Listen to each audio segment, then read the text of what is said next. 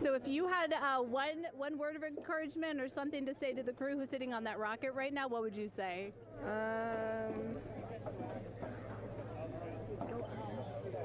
What? Go Artemis. Go Artemis. Go Artemis. Thanks so much, Megan. I would say have a nice trip. Yeah. You would say have a nice trip? I did hear that answer. I would say have a nice trip. You know, Leah, that was a hard question. You know, it's really hard to come up with a spot what to say to the crew who's about to make history today. Yeah. And so the Artemis II crew, again, ZGI, zero gravity indicator. It's a plushie, a soft toy that is brought in to the spacecraft with astronauts so that it can be a visual indicator for when we have reached the weightlessness of space, right? Yeah, you saw a little replica there that Lucas had, and then in some of the views in the cabin view, you could see it swinging and hanging earlier. So I think actually Jenny was the one who installed it into the capsule. Oh, really? Yesterday, yeah. So. Oh, we have to unpack a lot here. We got to talk about Jenny, who we will get to here in a second. But then, yes, we will also go back into the capsule so that we can show you where the ZGI is now. But the ZGI was chosen by the crew after a contest where the crew asked for submissions. They got submissions from around the world to, again, design their ZGI that is going with them to the moon. It's kind of like any other road trip. You need clothes, food, a map, your favorite toy. Really. Except this toy has a job to do up there because this is a zero-gravity indicator. While not a scientific instrument, this safe and soft object tells the strapped-in astronauts that they've reached weightlessness. For Artemis II, the crew wanted a one-of-a-kind ZGI, so we asked you to come up with it.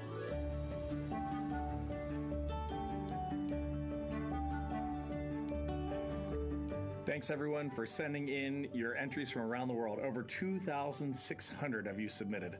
And we loved seeing all of your contributions. It was a really difficult decision because each design had a unique quality that stood out to our crew.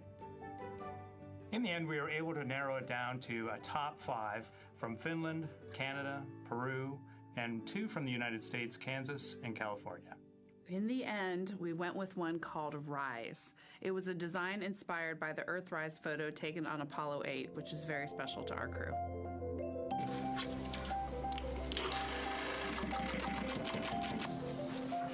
With the winner chosen, next came the task of bringing it to life here in the Thermal Blanket Lab at NASA's Goddard Space Flight Center.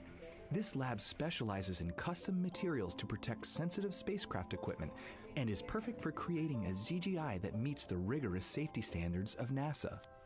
Because you have to be concerned with whether the thread's going to outgas or if it will hold up, if it's flame retardant. This is the Rise ZGI doll.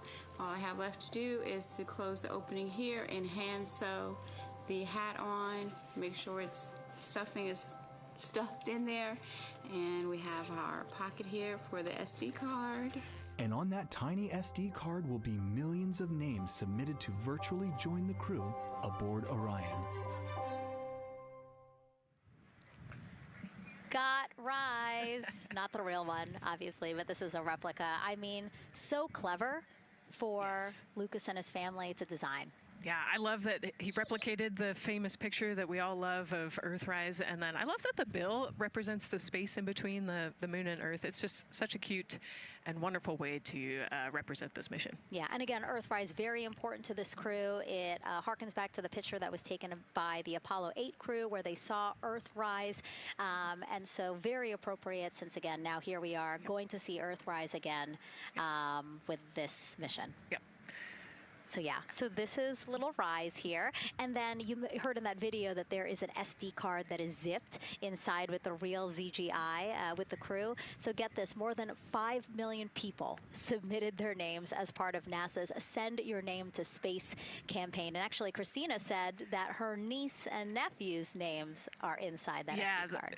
How cool is that? Her nieces and nephews are going to go with her. Yeah.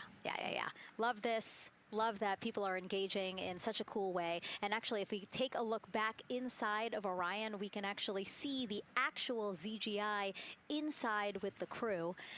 As we said, the purpose of a zero gravity indicator is to show when we've reached the weightlessness of space. Now, I know that it's probably dark in there because, as we said, the crew decided to just dim it a little bit for them. But here again, as we see, Reed on your left, Victor on your right.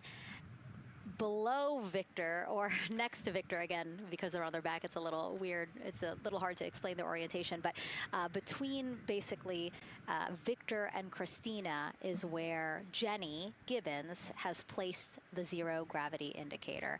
And Jenny, who, again, Nicole just brought up, Jenny is one of the backup crew members. So we mentioned how Andre is the backup crew member for the NASA astronauts. Jenny is the backup crew member for Jeremy.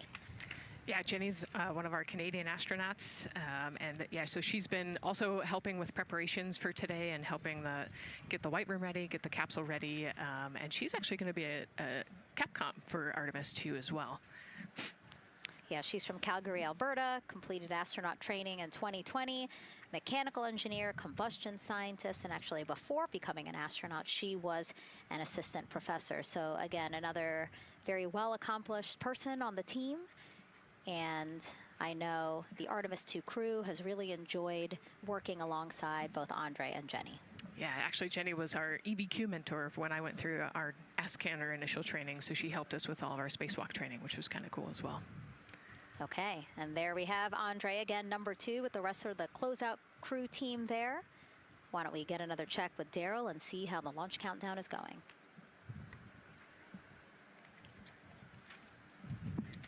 Still going quite smoothly here from firing room 1 here at the Kennedy Space Center. Launch team working no major constraints to launch, which is great news. We did get an update on a weather balloon that the launch weather officer and his team released. This is an important weather balloon released right around the 3-hour mark. And what it told us is that winds are around 10 to 11 knots in the upper parts of the atmosphere. That's important information for the launch abort system. Should the astronauts need the LAS, this would, of course, pull the Orion spacecraft off the top of the rocket in case there were an emergency, and then take them offshore to a water landing in the Atlantic Ocean. And so the winds are pushing onshore. And because they're pushing onshore, the launch weather officer is keeping a close eye on the strength of those winds, because if the Orion were to come off the top, and it's powered by 3 rocket motors which can propel it or pull it especially fast off the top of the rocket, it would go up into the air thousands of feet and then splash down in the water. And if you've got wind pushing against it, you don't want that spacecraft to come back and land on land. So they're watching that very closely because of the onshore flow. That onshore flow is also what's giving us a little weather action down to the south of us along what's called the beach line, 528. We got a whole lot of people out there. We're getting ready to watch the Artemis II historic launch. Well, they just got a good soaking. Line of rain showers, I should say, passed through that area and soaked the place.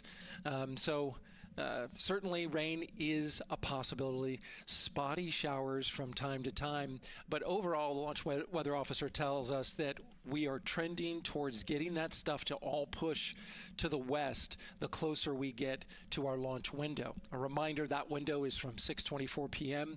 to 8:24 p.m. Eastern Time. We don't have a specific T0 at this moment. There's a lot that needs to be calculated before we get there. We also need to get through the rest of the countdown on time. As of right now, we are right on time. The launch countdown is going exactly as planned. That's not something that we saw certainly in Artemis I. There was a lot of flexing in the timeline during those 3 launch attempts back in 2022. But so far today, on our first launch attempt, we're really enjoying some really solid countdown work, some solid operations by the launch team so far. And to quote our friend Lucas, who created Earthrise, We all really, really, really, really, really, really, really like that. We'll send it back to the host desk. Thanks so much, Daryl. Yes, we really, really, really like that. And we really, really like Rise and Lucas. So thank you for that. That was really cute. Okay, so again, here we are in the big box here. We have our full view of the rocket looking glorious on there with, again, some clouds, but still weather is good for launch today. And then we have the closeout team continuing to do work in the White Room. We got confirmation that they have successfully completed pressurizing the counterbalance pressurization. Basically, as Daryl explained it before, the side hatch for the crew module is very heavy. So in order to open it, there needs to be pressure applied to it, and that's what we just completed, right? Right, that's exactly it. So the CBA, that counterbalance assembly that we're talking about, has to be pressurized. It's a pneumatic system to help. So in the case of an egress, Christina's the one that has to open that hatch. So once she gets it unlatched and unlocked, then that pneumatic system will help move the hatch. It weighs a lot, and so the average human cannot open that hatch by themselves. And so that's why we want to make sure that the system is pressurized, that it's not going to leak, and that it is ready to go in case they need to open the hatch. So that is complete, and now what is happening are the seal leak checks. So that is in progress. Again, 2 seals go through the entirety of the hatch, and we will take the seals to pressure, hold it for about a minute, and just make sure that it is holding pressure. Again, we want to make sure that the crew has a safe, pressurized environment in any sort of situation while they're in Orion. Yep, that's right. So we're going to take a look at it. We're going to take a look at the starting pressure, and then after a certain amount of time, we'll take a look at the ending pressure, and then there are certain tolerances that we will accept for flight. 2 hours, 37 minutes and counting from the opening of our 2-hour launch window today at 6:24 p.m. Eastern Time. After liftoff, it takes less than 10 minutes to reach Earth's orbit. Let's learn more about today's ascent profile with Gary in Mission Control. Hey, Megan. We are monitoring here in Mission Control Houston. Flight controllers are looking at data from integrity in the Space Launch System during the countdown. We're looking at some of the events happening in the White Room now and just making sure that all criteria is met to commit to launch and ascent today. It's the team you see in this room that would be looking after ascent, which is a very dynamic phase of flight. And after solid rocket booster ignition of the Space Launch System, it's this team that takes over control of the mission. There are voices you'll hear upon ascent, calls being relayed between Stan Love, the Capcom you see here in this shot in Mission Control Houston, that's the voice from this room, and the Artemis II crew on a communications channel aptly named Orion to Earth. Here are the calls you may hear during this part of the mission. Capcom Stan Love, his first call after responding to the crew's successful roll pitch maneuver at 30 seconds is AMT high. This notes that should we lose just one of the main engines, an alternate mission in low Earth orbit can still be achieved. At 1 minute 25 seconds, you'll hear max Q on PDL. This notes that reaching the moment of maximum dynamic pressure on the spacecraft. This event happens to be in line with a communication switch to another ground station, the Ponce de Leon Inlet Tracking Annex, located about 35 miles north of Kennedy. At 2 minutes 45 seconds, you'll hear SM primed, upper stage RCS ready. This means that the European Service Module propulsion system that's prepared for the next phase of aborts after the launch abort system jettisons, and the reaction control thrusters on the inner rim cryogenic propulsion stage that enable pointing and maneuvering are ready. At 3 minutes 50 seconds, you'll hear voice check on TDRS at the Kármán line. At this point, the launch abort system has jettisoned and revealed the Orion capsule underneath. This check verifies that the now exposed Orion antennas have a good signal over the tracking and data relay satellites, which is part of a geosynchronous satellite network and the same assets that are used aboard the International Space Station. This communication switch happens to be at the Kármán line, a widely recognized boundary about 62 miles, statute miles, or 100 kilometers above the Earth's surface, where the air is too thin for conventional aircraft to fly and marks the point where our astronauts leave Earth and enter space. At 5 minutes 16 seconds, you'll hear the call 3-engine press. This notes that if one of the 4 main engines on the SLS core stage were to fail, 3 engines can carry the crew to a nominal main engine cutoff and proceed with the expected mission timeline. This is an important call that gives more assurance of continuing today's moon mission. At 7 minutes, you'll hear expect nominal shutdown. You'll hear this call should the main engine performance be as expected up to this point. Shutdown plans can vary and may impact G-forces experienced by the crew or future burn plans, but a nominal shutdown is more indicative of continuing the mission on the expected timeline. At 7 minutes 30 seconds, you'll hear AOA open. This notes crossing into a new abort profile. At this point, an abort would use Orion engines to escape the core stage, and the altitude and velocity are enough to make it 1 lap around the Earth and aim for a splashdown in the Pacific Ocean instead of the Atlantic. And then, of course, shortly after 8 minutes, you'll hear nominal Miko. You won't hear Miko right away. Teams here wait until the core stage has separated and the trajectory is confirmed as expected before that call to the crew. Now, this ascent profile is approximate, as there may be calls that move a few seconds depending on the trajectory, and of course these are the calls and times for a nominal trajectory. Teams in this room have been training extensively to prepare for any and all scenarios, and they are confident and ready to take this crew into space today. In today's pre-brief, the flight director, Judd Freeling, expressed his confidence to the team, citing the hundreds of simulations to prepare for this very moment. These are the calls you'll hear during ascent less than 3 hours from now, but now we'll turn our attention to the countdown to launch and send it back to you, Megan, at the Space Coast. Thanks so much, Gary. Now, one of today's 4 astronauts, of course, Canadian Space Agency astronaut Jeremy Hansen. Let's go now to Jasmine with her next guest. Thanks so much, Megan. Yeah, we're joining you live now from the Operations Support Building here at Kennedy, where crowds are starting to gather, and we're honored to have Lisa Campbell of the Canadian Space Agency joining us. Lisa, Jeremy Hansen is about to make history as the first Canadian to venture to the moon. What does that milestone mean for your agency? Thanks so much, Jasmine. It's wonderful to be here. It's such a special moment, both for our astronaut colleague Jeremy Hansen, but also for Canada. We're here because of decades of public investment in space robotics, in space collaboration, and so for our country, we're very proud. He's so ready. He's been waiting for this his whole life, preparing, training, and he's a wonderful example of Canada. Yeah, and that's a perfect way to capture Jeremy. He really has been prepping for this his whole life. This will be his first space flight. So what has it been like watching him become part of this Artemis II crew? Well, as I mentioned to you, I've known Jeremy since 2020, and he's a colonel, a fighter pilot, a father, and he really is a very dedicated, passionate human being. So both for him to realize this goal of being an astronaut and flying, he also is hopeful that witnessing that will raise awareness about the value of a space program, of the benefits here on Earth, of exploring the universe and our place in it. Wow, that's beautifully said. And really, this international collaboration has been going on for quite some time now. We've worked together in low Earth orbit and now going into deep space together. So why is it so important that we have these international partnerships? It makes us stronger. We can go faster and further together. Canada is one of the original signatories of the Artemis Accords, and Canada and the United States have been partnered for more than 60 years in space.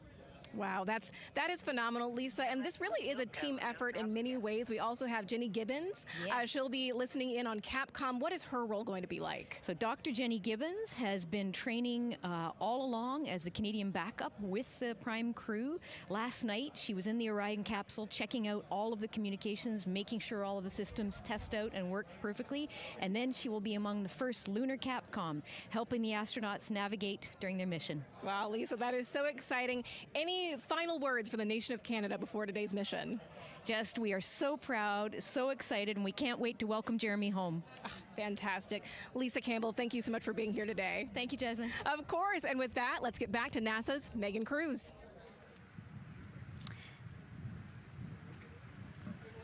And right now, go ahead. Ma'am, TBA press has been completed. Did you see any drop in pressure? And MS1, we saw just a little bit. It is just over 2,600 now. Copy. Thank you, ma'am. Again, a call out to mission specialist Christina Cook. Again, it was her responsibility to monitor the pressure on the counterbalance system that will help open the side hatch. And she did report a drop in pressure, but it seems like it's within nominal limits. Right. They might have had a small drop, but you know, we have a starting pressure and an ending pressure, and as long as the difference isn't too high, then we will take that. And the engineers know exactly what they're looking for in terms of that delta pressure. And so again, that milestone on the checklist of things that have to happen before they launch today, that is complete. The crew, again, still inside comfortably as the closeout crew team work to close the side hatch. Again, a separate seal leak check, followed by a full cabin leak check, and then they will close the last abort system hatch. Lots to do still in the White Room and marching down the countdown timeline well. And so Bill, again, number 3 there, he is holding a silver flex hose. That hose is what will be connected to Orion in order to do that cabin leak check. So again, it does seem like we continue to march down through the milestones in this countdown.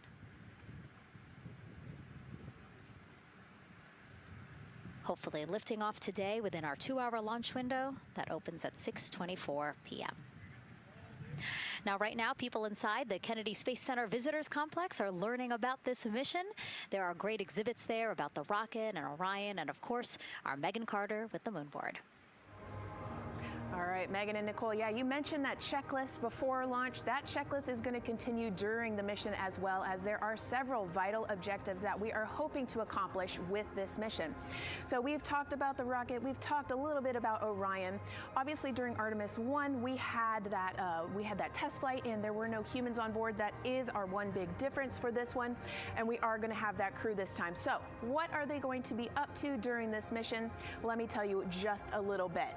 Now, for Artemis I, like I mentioned, we were really focused on the SLS, making sure it had the power and capabilities that we needed. We were also checking out the Orion spacecraft in deep space environments, making sure that it was good to go. Now for Artemis II, we are going to be taking the testing for Orion to the next level by adding that human component. So those test objectives are going to start even before launch. Like you mentioned, they are out there making their way through that checklist. But these objectives are going to start now, and that includes safety. So one really great example of safety is going to be something called the egress baskets. They're out there in the spacecraft, obviously, and should a situation happen to come up, they are going to have something called the egress baskets they can get in, and those are going to zip line them essentially down to the ground within seconds to safety. Another great example of those safety procedures are going to be the LAS, or the launch abort system that I mentioned earlier. Just a reminder, that's the one that can pull the crew and capsule away from any danger within a few minutes of into the launch. Now, those are just a couple quick examples, but our recovery teams have been training extensively, quite a lot, to make sure that they are ready and prepared for any challenging situation that could possibly arise. All right. Several other objectives that we are going to be looking at are also going to be communication checkouts. That is going to be vital. I know we talked a little bit earlier about all the maneuvering that they're going to be able to do, but we want to make sure that they have full communication ability from space to ground so that we can fully support them here. We are also going to be checking out those life support systems. Obviously, we've talked a lot about the service module and what it is going to do for the crew, but we want to make sure that those life support systems are fully functioning, obviously, before we send them farther into deep space. That's going to be critical for them. So on top of being able to maneuver the spacecraft and check everything out, we are also going to be making sure that everything is fully functioning. So as you can see, big part of this mission is to make sure that the spacecraft, the hardware, and all the operations are working, and that the data is going to make sense. And speaking of recovery, we are also going to have the opportunity at Splash splashdown to recover that launch or that flight data, and we're going to be able to take that back, analyze it, and make sure there are if there are any enhancements we need or changes we need to make before our next missions, we'll be able to do so. So lots to do. They're going to stay very busy, obviously. And with that, I will turn it back over to you, Megan. 2 hours, 25 minutes and counting, and the crowd, check it out, continues to grow at our Banana Creek viewing location. They will have a great view of launch, and we will go back now to Leah Martin, who's standing with her next guests. Hey, Megan, yeah, we're surrounded by thousands of people, some here local from the Space Coast, but we actually have quite a few people who have traveled a pretty far distance to be with us today. I'm actually joined here by a group from the International Space Station Ambassadors Program who have come from all over the globe. Saku, you're here from Japan, you've come Val from Mexico, and then we have brother and sister Cosma and Jesko here who are visiting from Germany. You actually told me that you participated in the NASA Rover Challenge in Huntsville. How was that experience, and how is it kind of participating there in Alabama and then being here today? So it is an amazing experience because you meet so many young people with visions, with dreams, with ideas, which inspire you and motivate you. And it's even better to be here now to see the SLS launch because we are going back to the moon, and that's what we're working for. Absolutely. And, you know, the Artemis missions, we talked a lot about the Artemis Accords and this being an international effort. You were actually telling me, Saku, that you're interested in becoming an astronaut with JAXA, pursuing your PhD to be able to do that. Tell me a little bit about that. Yes, actually, I applied for the Japanese Aerospace Agency, the astronaut selection like 2 years ago, and then I didn't make it all the way, but I'm still working on it, and hopefully I can be at the launch pad sometime, and then I hope to go back to the moon and Mars, and yeah, I'm working on it. Absolutely incredible. And Val, you're from Mexico. We were talking a little bit about women in space. This is a team who, you know, is predominantly made up of women. What is it like knowing that Christina is on that rocket right now, about to be the first woman to travel around the moon? I think that's such an amazing news. It's just so inspiring that we are taking the first Black person and also the first woman to the moon. It's just the first step in humanity and a big step in equality as well. Megan, a lot of excitement here, not just in Florida, but from around the globe, and we're keeping our eye on that rocket, and we're ready to see it lift off. Thanks, Leah. Yeah, a lot of excitement, but also a lot of inspiration. Again, this is part of, or a big part of the reason why. 130.6. Good readback, aux 1 voltage, 131.3. I copy 131.3. Again, those numbers you hear, they're referring to specific steps in the launch countdown that the crew have to step through in order to get us to launch today. And so we were saying, yes, inspiration, a big part of why NASA does what it does. We want to go together, and we want to explore together to learn more about ourselves and here on Earth. Yeah, humans, I think, naturally want to explore, and so going together, like Lisa said earlier, we're going to go farther and faster than we possibly can alone. And, you know, what a way to celebrate that today. Yeah. Going back to the moon in the first time in over half a century. And we have that great shot there in our small box of the rocket on the pad. And at the very top there, our Artemis II crew. Right now, we know that the crew has begun the closeout crew has begun doing that cabin leak check. So they are currently pressurizing the cabin, and it sounded like it would take about 6 to 8 minutes for them to get to pressure, and then they have to hold that pressure for 5 minutes, right? Yes, that's correct. Yeah, so there's quite a bit of volume. You know, we talked about it being a 6-person tent. I think it's 330 cubic feet. Don't quote me on that number, but you know, they have to, like we talked about, take that initial pressure, wait 5 minutes, and take the second pressure. Yeah, and then it takes about 6 to 8 minutes again to depressurize the cabin. So this process will take a few minutes. OTC ascent switch configuration complete. OTC copies. Thank you.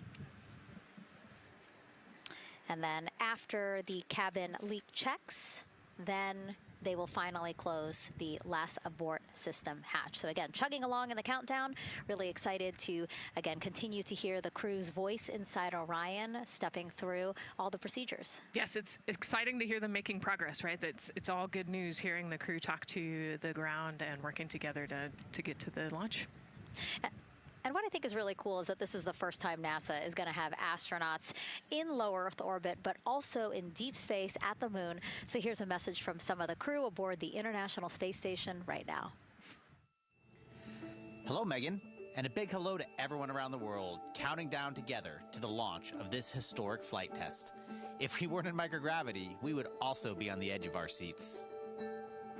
Here on the International Space Station, all of us are honored to have the chance to wish our fellow explorers Godspeed. Throughout human history, the moon has sparked our imagination, curiosity, and wonder. With our return to the moon, we're not only going to be learning about its history, the history of our solar system and of our planet, but also about our place in the cosmos. We are so proud of the Artemis team and so excited for what you will see and learn on behalf of all of humanity during your trip around the moon. As we push the boundaries of exploration and expand our knowledge with scientific discovery, we advance our collective civilization together as one. Test flights are crucial to the mission of exploration. We all learn in test flight schools that the more challenging the missions are, the more incremental the tests should be. This Artemis II mission is one more increment on the way to further exploration. Thank you to the crew, our friends, for your dedication. And from the entire Expedition 74 crew, thank you to all of the teams that had a hand in getting the Artemis II mission to where it is today.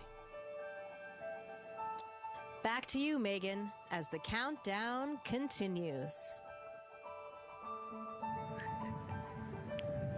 Oh, I love that so much. I just love seeing them there. And again, you have to remember the International Space Station is an orbiting lab. We learn so much there, and we're going to learn so much more from Artemis II, because this isn't just a test flight. It's an opportunity to learn more about the moon, deep space, and how humans can live and work so far from home. So here are some of the science objectives that NASA hopes to accomplish with Artemis II.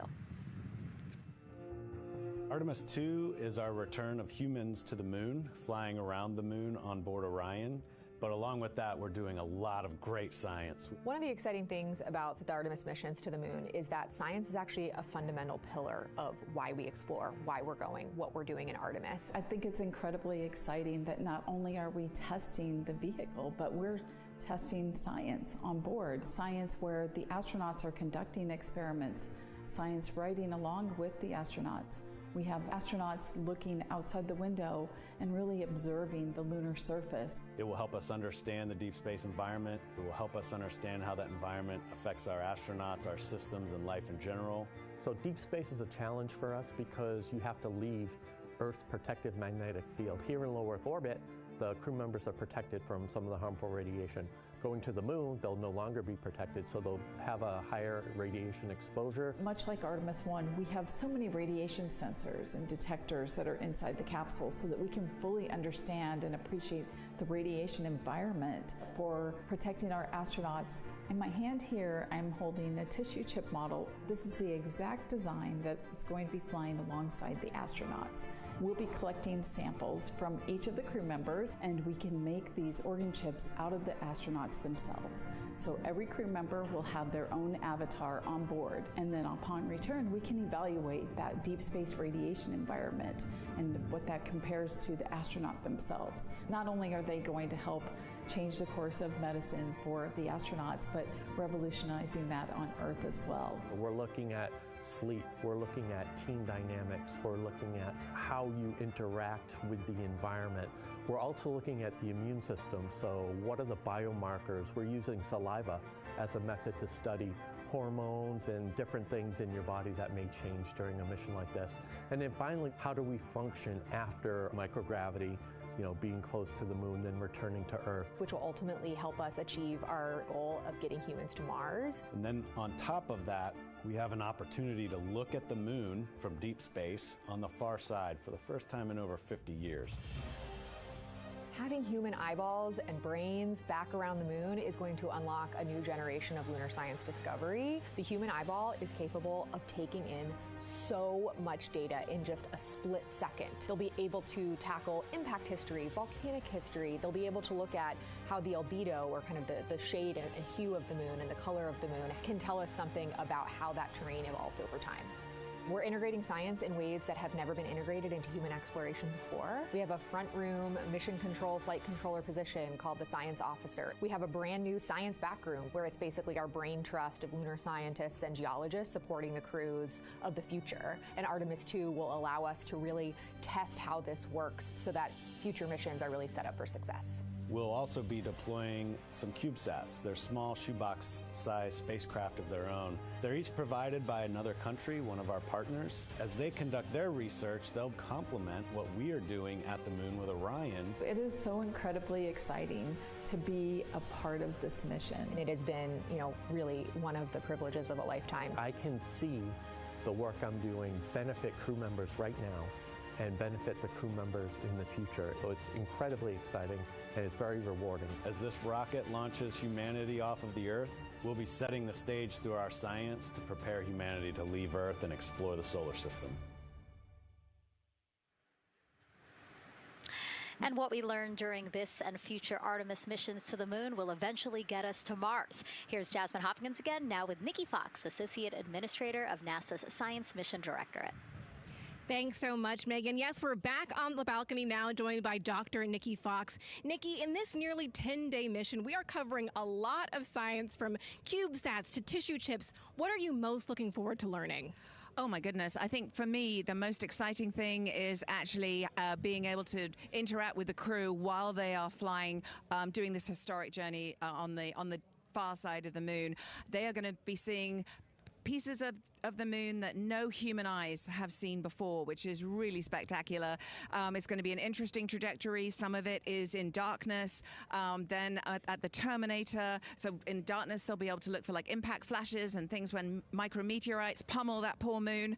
And then at the terminator they can see shadows and interesting things, which kind of gives you depth perception.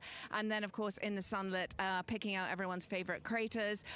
Also, if we launch today or tomorrow, they will see a total solar eclipse from the Orion capsule. How cool is that? That is very cool. We are thrilled for this Artemis II crew to be able to see the moon in a way that we've never seen before. What is so unique about that far side? Why are we going there? I mean, honestly, it's just, it is unique. It's very different to the near side of the moon. The actual sort of terrain, the morphology, it's very, very different. And so it will be very exciting to see that as we're going past that.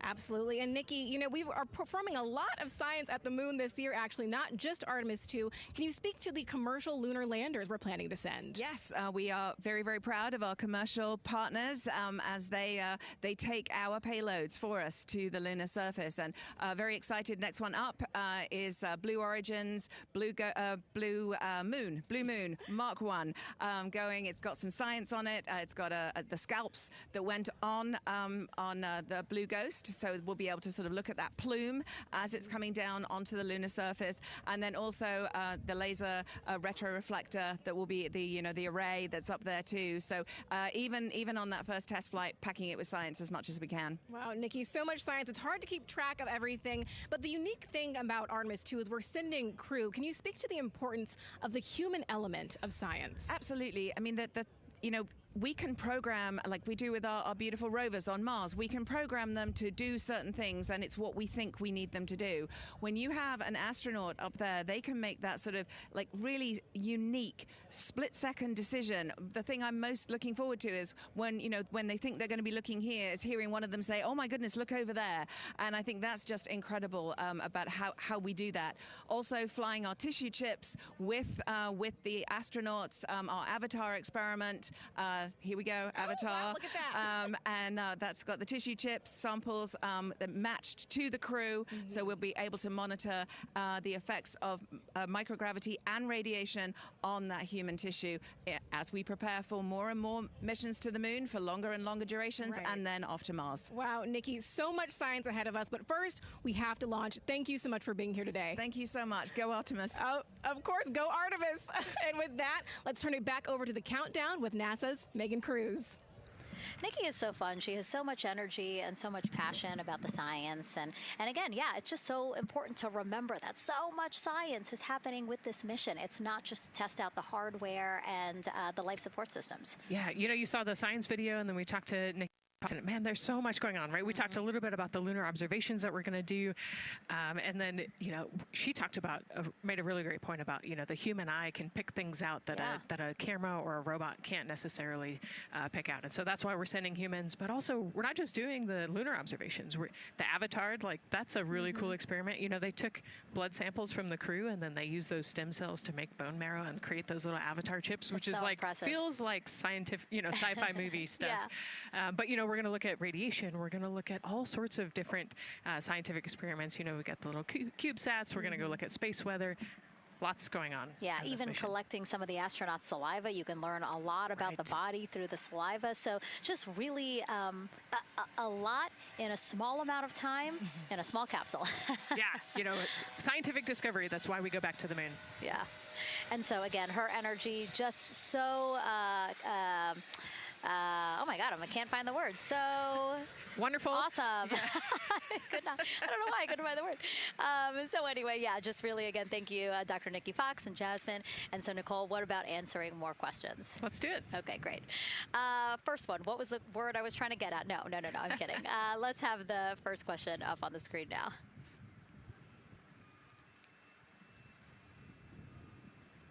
I know we got them. I see him being asked. And CDR, OTC, and Earth 1. Go. For your awareness, scrubber cycling is about to be restarted. Integrity copies.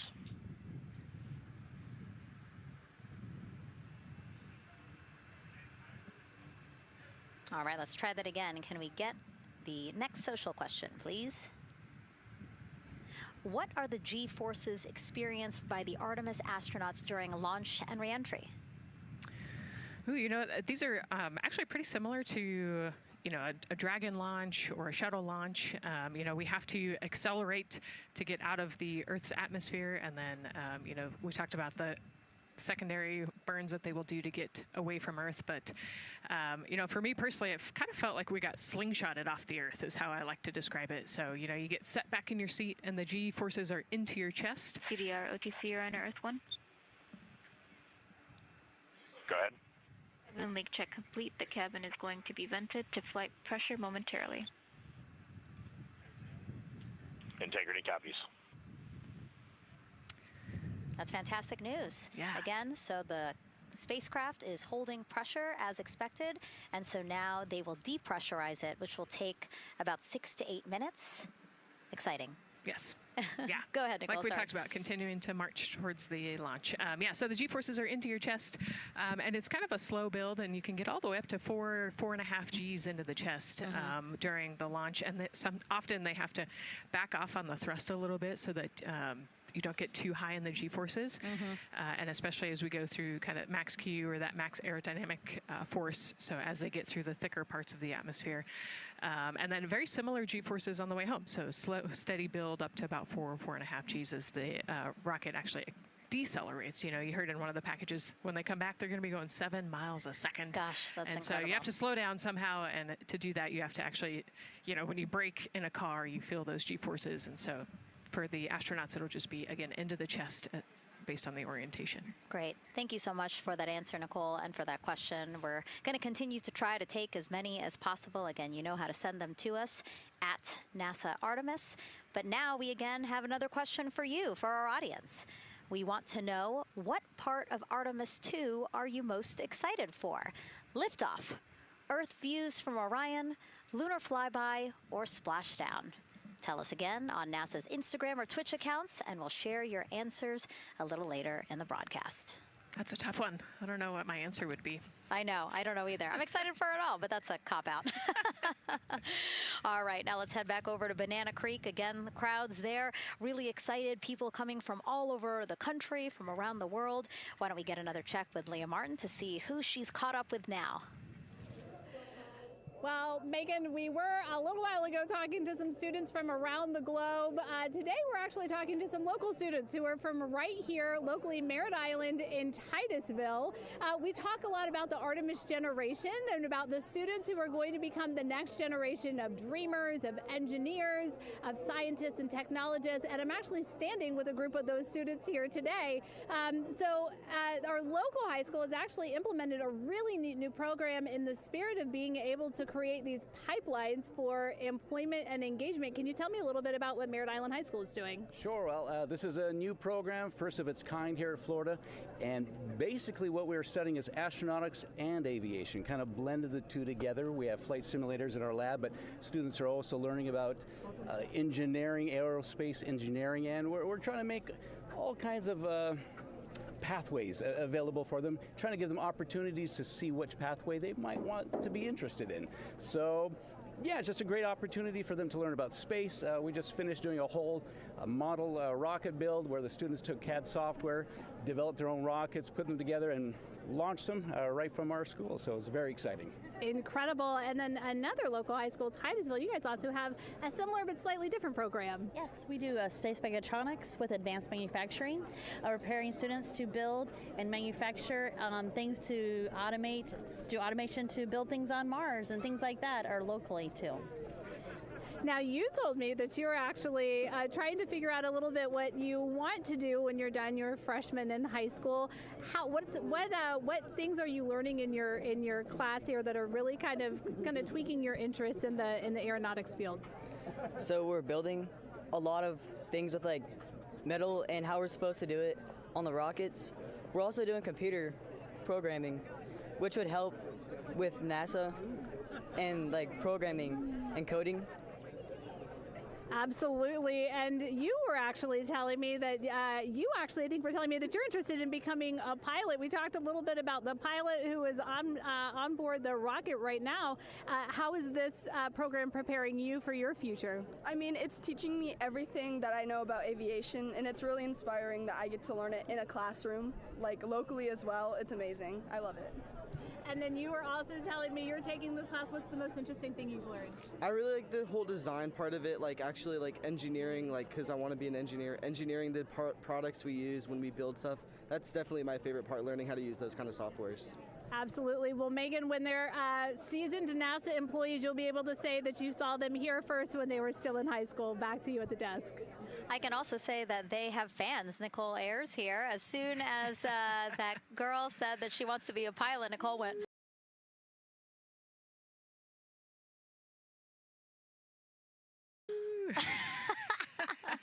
Yeah, why is that something that's so thrilling for you to hear? I mean, I love when kids in high school have goals and they set their goals high and they want to go do something. You know, the kid who wanted to be an engineer or a pilot, like, I love that. You know, find something that you're passionate about, go work hard at it, and go get good at it. Yeah, and speaking of passion, I mean, we definitely have a whole bunch of people here passionate about what NASA is doing here. Again, the lawn behind us just filled with media from around the world, making sure that they can help tell our story to everyone who is interested in hearing it. So back here in Florida, of course, we have NASA leadership also keeping a close eye on launch operations. Let's go now to Jasmine Hopkins, who is standing by with Lori Glaze, Acting Associate Administrator of NASA's Exploration Systems Development. Thanks so much, Megan. Yeah, we're honored to welcome Dr. Lori Glaze to the balcony now. Lori, this is our very first time having crew on an Artemis mission. How does that feel, and how does that change our overall approach to the mission? It's a really good question, and it really came home today when we were watching the crew walk out, and then we saw them get into their van and go out to the pad, and we've been watching them getting into the crew module. And so we've really put an enormous amount of rigor into assuring the safety of our crew.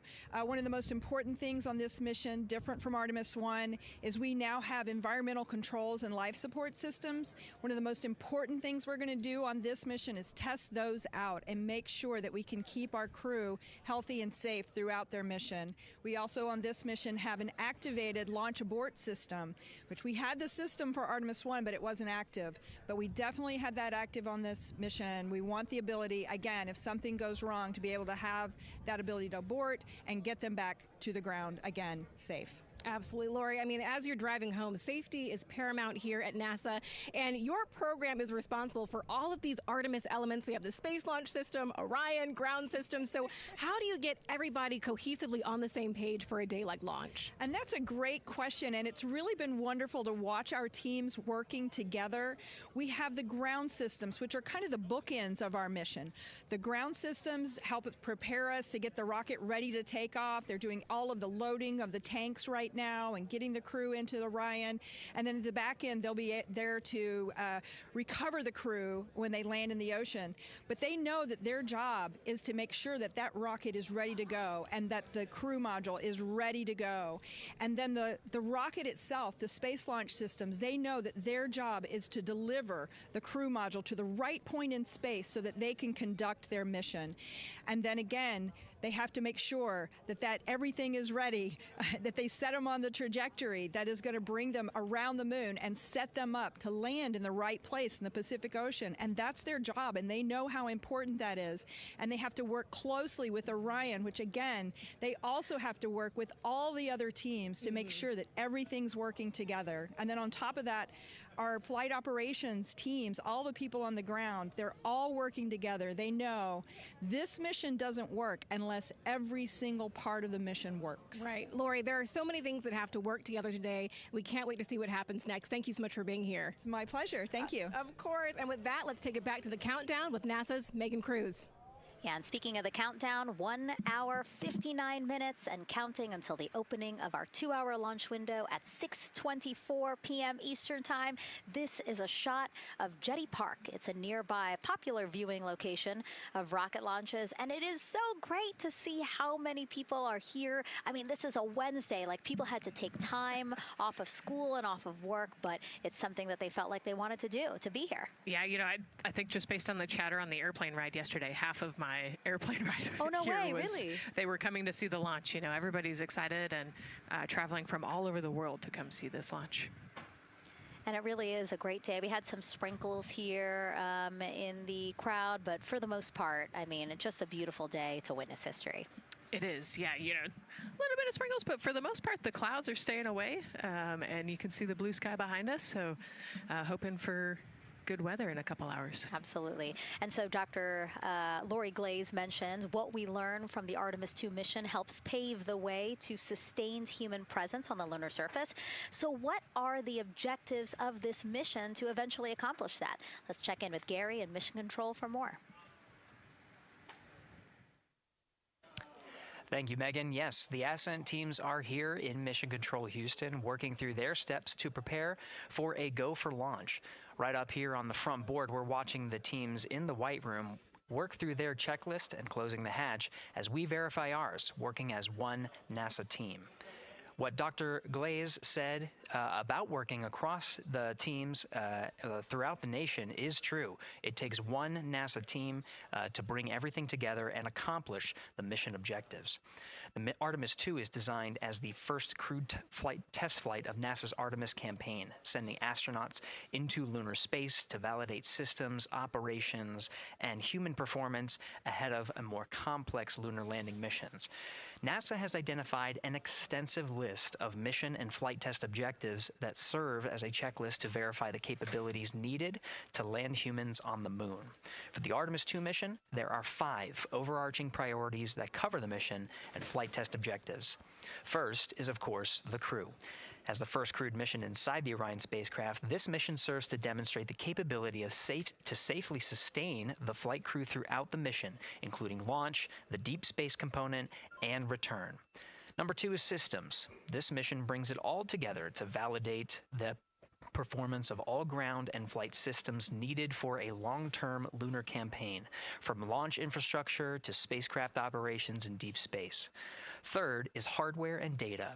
We'll be gathering performance data as much as possible over the Deep Space Network, but we also aim to retrieve onboard data and hardware after splashdown to gather additional insight and improve future Artemis missions. Fourth is emergency operations. The crew and flight control team will be testing emergency systems such as abort procedures, rescue operations, and contingency responses. During the flight, astronauts will rehearse a number of these procedures to ensure that in the event of a real emergency, the planned procedures, and operations are sound.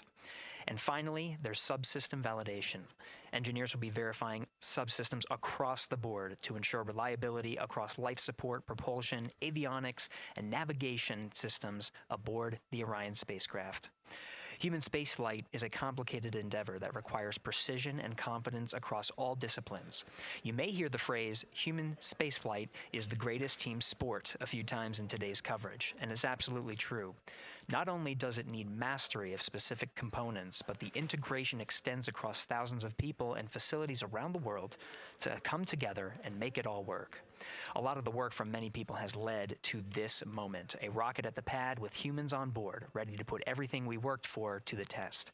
I'm certainly excited about it. The teams here in this room are looking forward to supporting the mission, and I hope those watching are as excited as we are. We are following the countdown here in Mission Control Houston. Everything continues to look good, now inside 2 hours from the beginning of the launch window. With that, I will send it back over to you, Megan and Nicole. Hey, Gary, thank you so much. We are getting word that the launch team is working something that we would like to give you an update on, so let's get on over to Daryl. All right, thank you, Megan, and we are live in Firing Room 1 here at the Launch Control Complex. Yes, we are currently not working any constraints with regards to the rocket or the ground systems. But the launch team has been made aware of an issue that the range is working. And currently they're monitoring that work that is going on over at the range. We understand that that issue is related to the flight termination system. Now, the flight termination system, just to give you a quick explainer, every rocket has a flight termination system. It's the system that the Eastern Range here uses in order to send a destruct signal to a rocket in case it veers off path. So it's a very critical, important safety component in terms of how the range keeps the public safe here. We understand that the flight termination system, they're working an issue. And so as they continue to work that issue, they've asked for some assistance from the launch team to help verify some of the work that they're doing on their FTS system. And this is where it gets a pretty unique situation here. The assistance they've asked for is to verify what's going on with their system. They want to check it to see that the work they're doing is okay. And in order to do that, the FTS console operator inside the firing room has been asked to help them verify it. And the way that they're going to do that, and the solution that he proposed to check and verify the system with the launch director, and she gave the approval, is to go get a piece of heritage equipment from inside the VAB that was used during the space shuttle program. And this equipment is able to receive commands by the range through the flight termination system. And so with this piece of equipment, this console operator who works FTS was granted permission to go go over to the VAB next door and get this equipment that he's very much aware of and used during the space shuttle era. And so that is in work right now. The bottom line of all this is, at this moment, the range is no-go. But that is not stopping us from moving forward in the countdown. We can continue to process and work the countdown. The closeout crew will continue to do their work, and the launch team will continue to do their work as well. But we'll keep you updated on what happens in regards to, as far as my understanding goes, a pretty unique situation here with trying to bring resolution and kind of help out the situation that we're seeing at the range right now. And that's the latest here from the firing room. We'll send it back to Megan and Nicole out the host desk. Thank you, Daryl. Yes, very unique, but I think it speaks to the ingenuity of this team, right? To say, hey, we have this equipment. at the VAB. Why don't we leverage it to try to solve this issue and work it? Yeah, what a great example of human creativity, right? We know this thing exists. Let's go solve this problem. We have time, you know, like Daryl said, we're going to continue to march down the countdown. So we'll continue to get the rocket and the crew ready, but we still have that 2-hour window. So in the meantime, let's try to figure out what's happening with the range. And speaking of the range, what is the range for people who might not watch rocket launches with us often? Sure, yeah. So anytime that you launch a rocket, you have to clear the airspace, right, in the launch corridor. So where the rocket's flight path is going to go, you have to make sure that that whole airspace is clear. And so we actually have assets, you know, the Space Force helps us out with this one, but, you know, we want to make sure that there aren't airplanes in the way and there aren't other, you know, maritime assets in the way or things like that. So that there's a whole group of people. We talked about, actually, Gary said it great, right? It's a huge team sport, and so there's a whole group here on the ground that is monitoring that launch corridor to make sure it's clear and ready to go. And so if they're having issues, then we definitely can't launch this rocket. We don't want to launch blind into a corridor that we can't see. Yeah, because as Daryl said, I mean, it is very important, the flight termination system, needing to activate it in case of an emergency. So yes, something that we will closely be monitoring throughout the countdown, and hopefully again won't be an issue, that they can fix this issue by going to the heritage hardware that's in the vehicle assembly building. Right, what a great idea. Okay, so again, under 2 hours from the opening of our 2-hour launch window, 6:24 p.m. Eastern Time. The crew, as you can see there, inside of Orion, relaxing, getting updates from the team, but also just getting in the right headspace for hopefully launch today. Let's learn a little more about each of them now.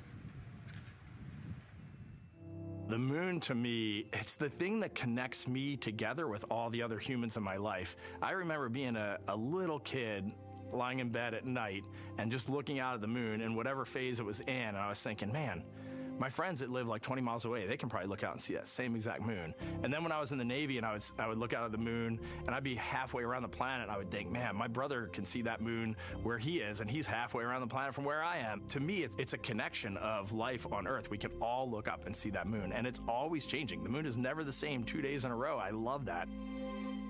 My name is Reed Wiseman. I'm the commander of NASA's Artemis II mission around the moon. I grew up in a little town just north of Baltimore, Maryland, about 20 miles north of the city. There was a National Guard base nearby my house, and there were A-10 aircraft that would fly over every now and then. I just would look up at them and be like, man, I want to be up there. I want to go do that. And then my brother went to the Naval Academy, and I would go every year and watch the Blue Angels fly during commencement, and that just started to grow and grow and grow. For a while, I wanted to join the Air Force, and then I realized Navy flies as well, and they fly from ships in the middle of the ocean, and that was it. Like, done deal for me. That is exactly what I wanted to do for my career. Flying is freedom to me, especially when you're in a jet aircraft coming off of an aircraft carrier in the middle of the Pacific Ocean. Nearest land is over 1,500 miles away. So when you come off of that aircraft carrier, you are truly just alone with yourself out there. It is a magical experience to be out there all by yourself in an aircraft over the Pacific. It's free.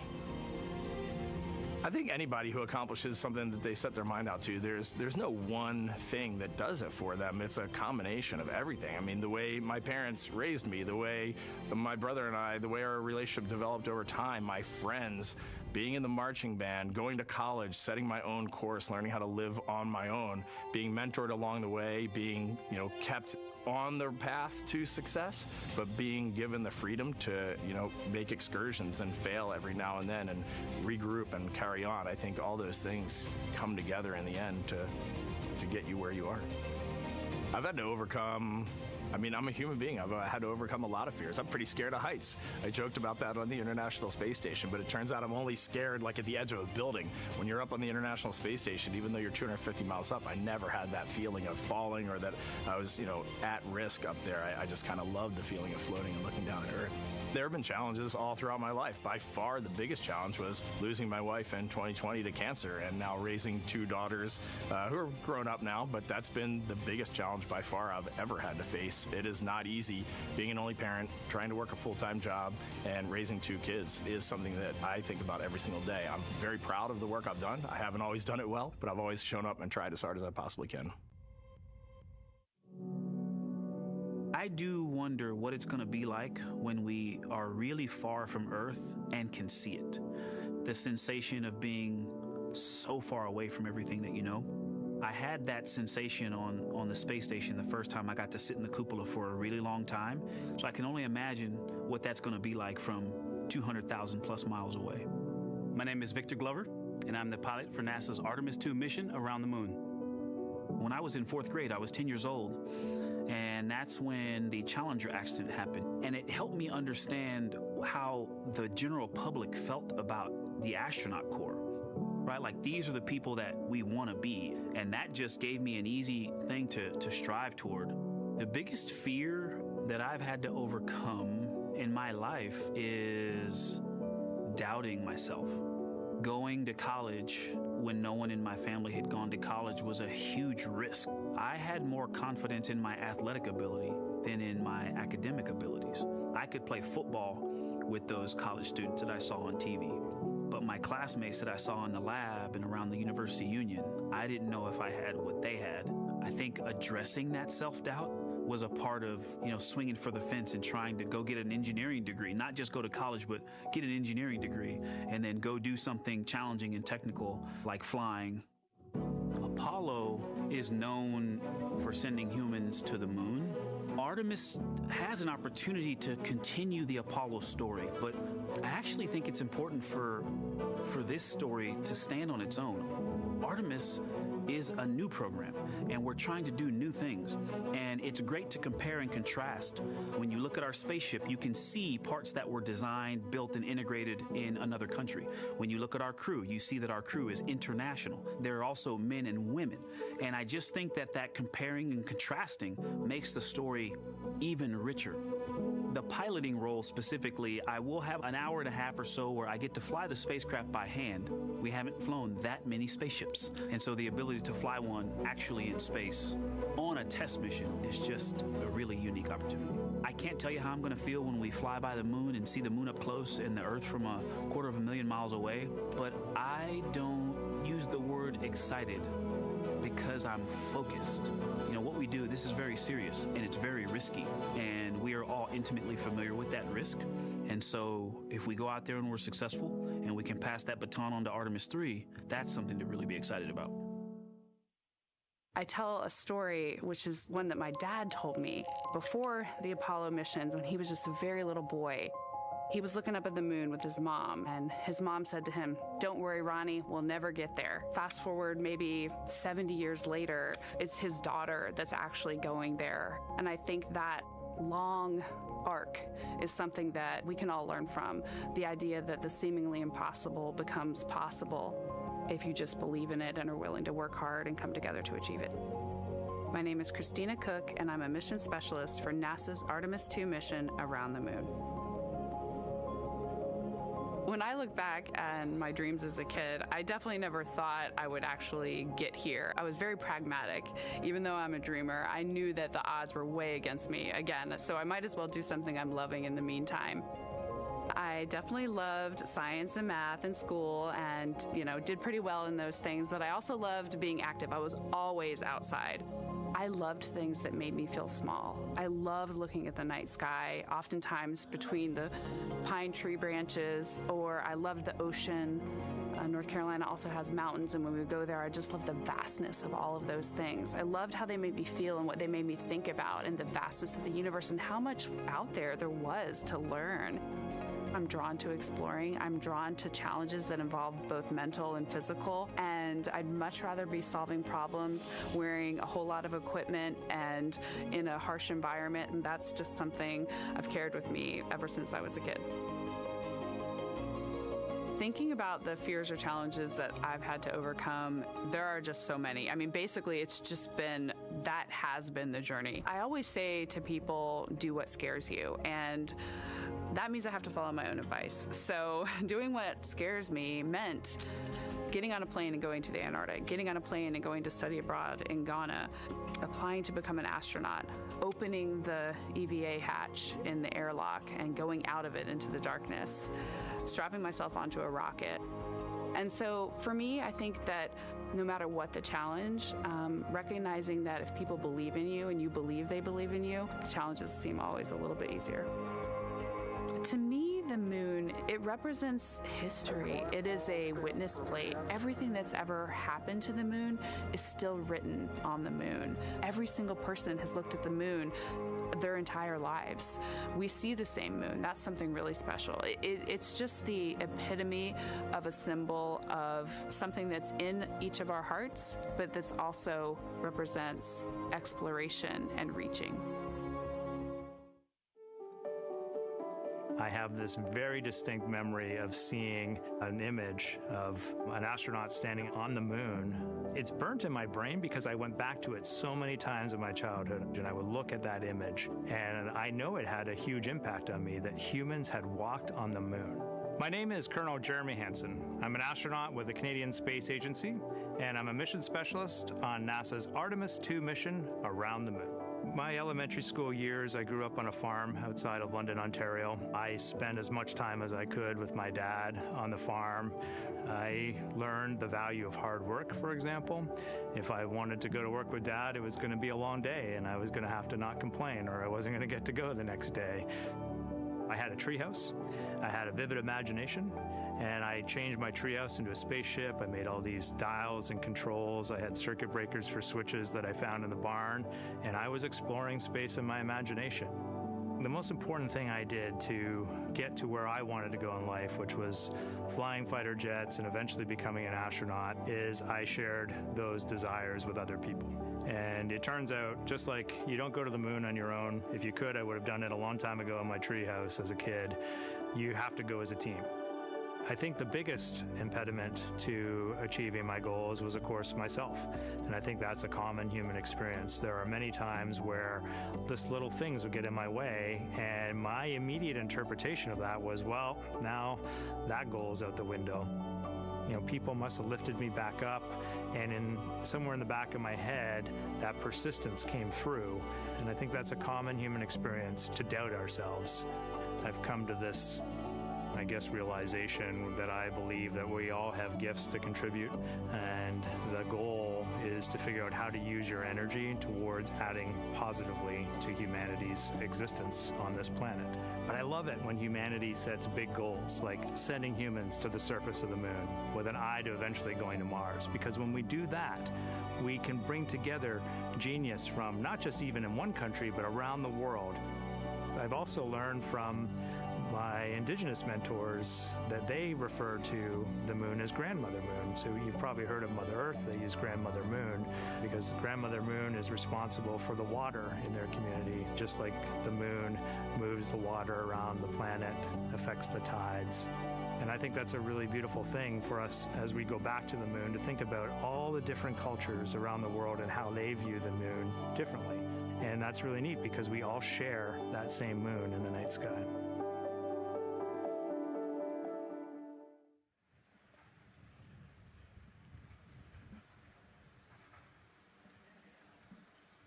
One hour, 38 minutes and counting until the opening of the Artemis II launch window today, 6:24 p.m. Eastern Time.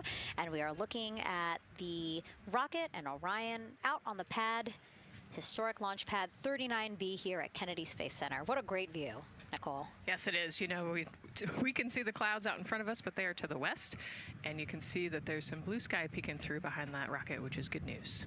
And more people continue to come on center here. About a couple of hours ago, folks with special passes to come on center were allowed to start driving on with family and friends. And of course, we have media growing by the moment here at the press site here at Kennedy Space Center, setting up their cameras, setting up tents, interviewing folks. Again, this great jib shot that we have from our camera here showing all the interest that we have here at the press site. And actually, even to the right of us, so camera left, no, sorry, the right of your screen, left of us, plenty of other people there set up with their own tents, broadcasting to their own viewers. And so again, just really cool to see everybody wanting to share in this moment. Yeah, that's, I mean, how many media tents we can see from here. it's a beautiful thing. Yeah. I think it's important to share this message with the whole world. Yeah. And so let's take a look now at people who are watching in other parts of the country.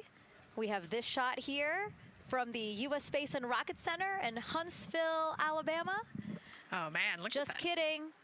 Museum of Flight, Seattle, Washington. So sorry. Hello to you over there. Sorry, I thought that you were in Alabama. But here you are from Seattle, Washington. Again, the Museum of Flight. They must have had a special event to bring people there to watch, as well as a special event here. Now, correctly, the U.S. Space and Rocket Center, Huntsville, Alabama. Of course, they would have a lot of people here, and I'm sure this crowd will grow when we get closer to launch. Marshall, the home of the SLS rocket. Yes. Yeah, this is a great shot. You can see all the people there, and obviously you've got quite a few artifacts in there as well. Oh, now they know. Yes. Yeah, now they know. They're on the broadcast. That's too funny. Awesome. Hey, listen, it's all right. We can sit. We can sit and chill until we wait for the opening of the window. No, there they are. Yeah. Everybody's excited. Thank you guys for showing us your excitement. I know deep down it was in there. It's just that you felt like sitting at the moment, and that's all right. There's a little delay. Yeah, that's all right. Well, thanks so much to those supporting these watch parties and bringing them to us live here. Actually, our video paths are taking quite a circuitous route to be able to bring those live views in from Seattle as well as Alabama, but we're glad that we can be able to share it with you in the broadcast now. And so why are we going to the moon? Why does NASA want to build a moon base there? Here's Megan Carter again with our moon board. All right, thank you, Megan. Yeah, so we are right around that hour-and-a-half mark, hopefully for that launch. It's going to be very exciting. So they are going to have a few days to be around the low Earth orbit, and then they'll be heading on to the moon. So yes, let's talk what will be happening. Why are we going to the moon? So obviously this is not going to be a landing, as we've discussed. They are going to be coming with 4,000 to 6,000 feet around the moon's surface, and this is going to connect us directly to our past. Those Apollo missions did have 6 lunar landings, and the Artemis campaign is looking to build on that past by going back to the moon, staying longer, and then going farther. So how are we going to do that, and why? We have obviously talked a little bit about that lunar South Pole, and we are focused specifically on the far side of the moon for this one for a specific reason. You might have guessed we're going to be looking for some resources especially, and that's going to be water or water ice. That is going to be giving us some really critical pieces for future missions. And as you can see here, we have identified 9 potential landing zones. So this is going to be a critical objective for our crew. Depending on when they launch, it will determine what is going to be visible, but we do have these 9 landing zones right here around the Shackleton crater. And as you can see here, a lot of that area is deep and dark, and that is where we are going to be looking for that water ice, because that is obviously going to give us not just water to drink, but as we know, that can actually be converted into our propellant potentially, that hydrogen and oxygen. So that is going to make the moon a critical place for that moon base, because we want to think of it essentially as a backpacking trip. If you have your tent and your hiking boots and your camping stove and all your gear, you don't want to take that out and be on the trail for the first day and then try everything out. You're going to test things out a little bit closer to home before you go out on that adventure. And that kind of goes for us as well. So the moon is going to be critical for us in the future steps towards our lunar landings, and then also for going farther on to Mars in the future. It's going to set us up for that deep space exploration, and we can't wait to see what they see once they get to that flyby. But for now, we are, like I said, getting closer. So I'm going to turn it back over to you, Megan. Exciting stuff. Again, the idea of accomplishing a moon base, like as we've been saying, sometimes things just seem like science fiction, and it's amazing that we're making it science fact. Yes, yeah, we're going back. We're going to scout it out, and then on the future Artemis missions, we're going to put boots back on the moon for the first time in over half a century. But we're going to stay, and we're going to learn from the moon, and we're going to, as Megan talked about, the water ice, and harness that resource, and not only learn from the moon about Earth and about the solar system, but also figure out how we get to Mars from the moon. And so what we're seeing now back inside the White Room with the closeout team, they are removing basically fixtures that protected the crew module hatch while they did work around it, right, Nicole? Yep. Yeah, so anytime that you're moving around and working, there are some sensitive sensors and parts of the crew module that we don't want to kick or bump into, and so it's easier to just put a guard up while you're working in there and then take it down later. And so this is a visual cue for us that the team is getting ready to close the last hatch, again, the launch abort system hatch. Can you tell us about what the LAS is? Yeah, so launch abort system, this is, we have the crew module, and then what sits out basically on top of the crew module is the launch abort system, and it has its own motors, so that we'll arm it about 5 minutes prior to launch, and then it stays with the crew module until about the Kármán line, so that 100-kilometer point in space. Once the crew could safely get to orbit, it will actually be jettisoned, and the crew module will then be exposed. So this is just a safety mechanism that stays on the outside of the crew module, and then as they monitor the attitude and the thrust and all sorts of the roll, all sorts of different data points to make sure the crew is safely getting to orbit. And once they are safely to orbit, then we will get rid of that launch abort system. And it looks like they're putting all these parts that they're removing from around the crew module hatch into a bag because they have to take this out with them once they leave the pad, right?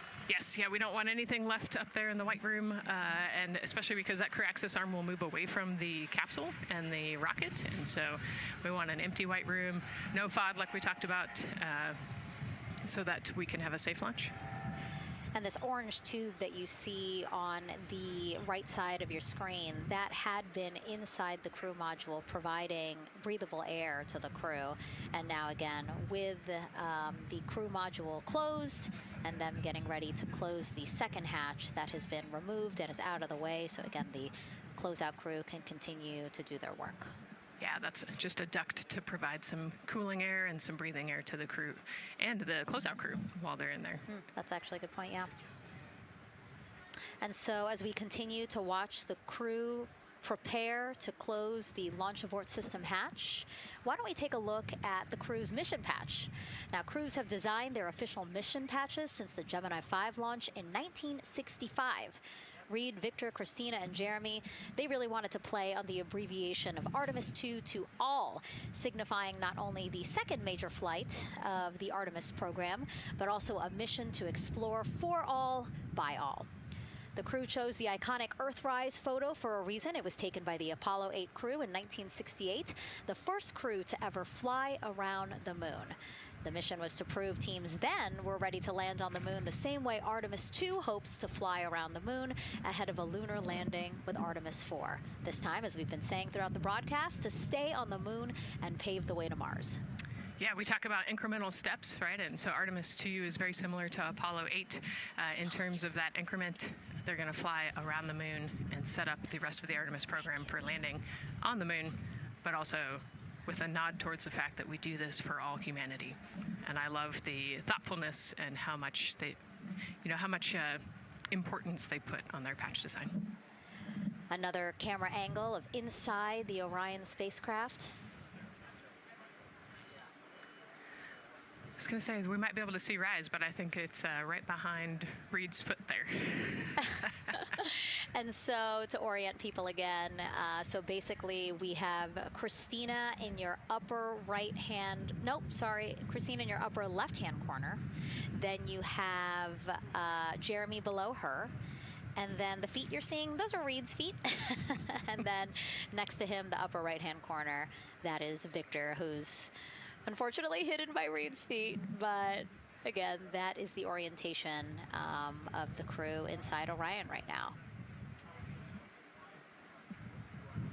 Now, earlier this week, the crew got to stick their patch on a wall just outside the suit-up room. You can play that video there now. You can see that crews have been doing this as part of a pre-flight tradition again. Wow, Reed just making sure that thing won't come off. It's flat. And so now Victor is signing there, followed by Christina, and then Jeremy. That's a fun tradition, and your patch is up there too. It is. Yeah, ours is on the left-hand side there. Yeah, it's a fun tradition. This is a really fun day too. You know, they did this a couple days ago, but it's just another step that makes it a little bit more real that you're going to be launching soon.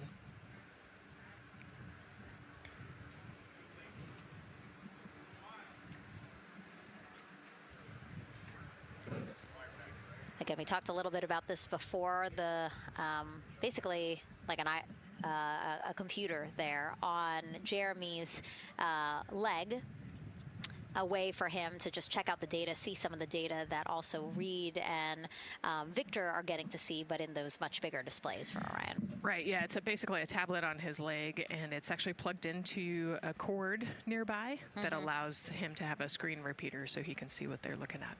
And it looks like he's taking notes.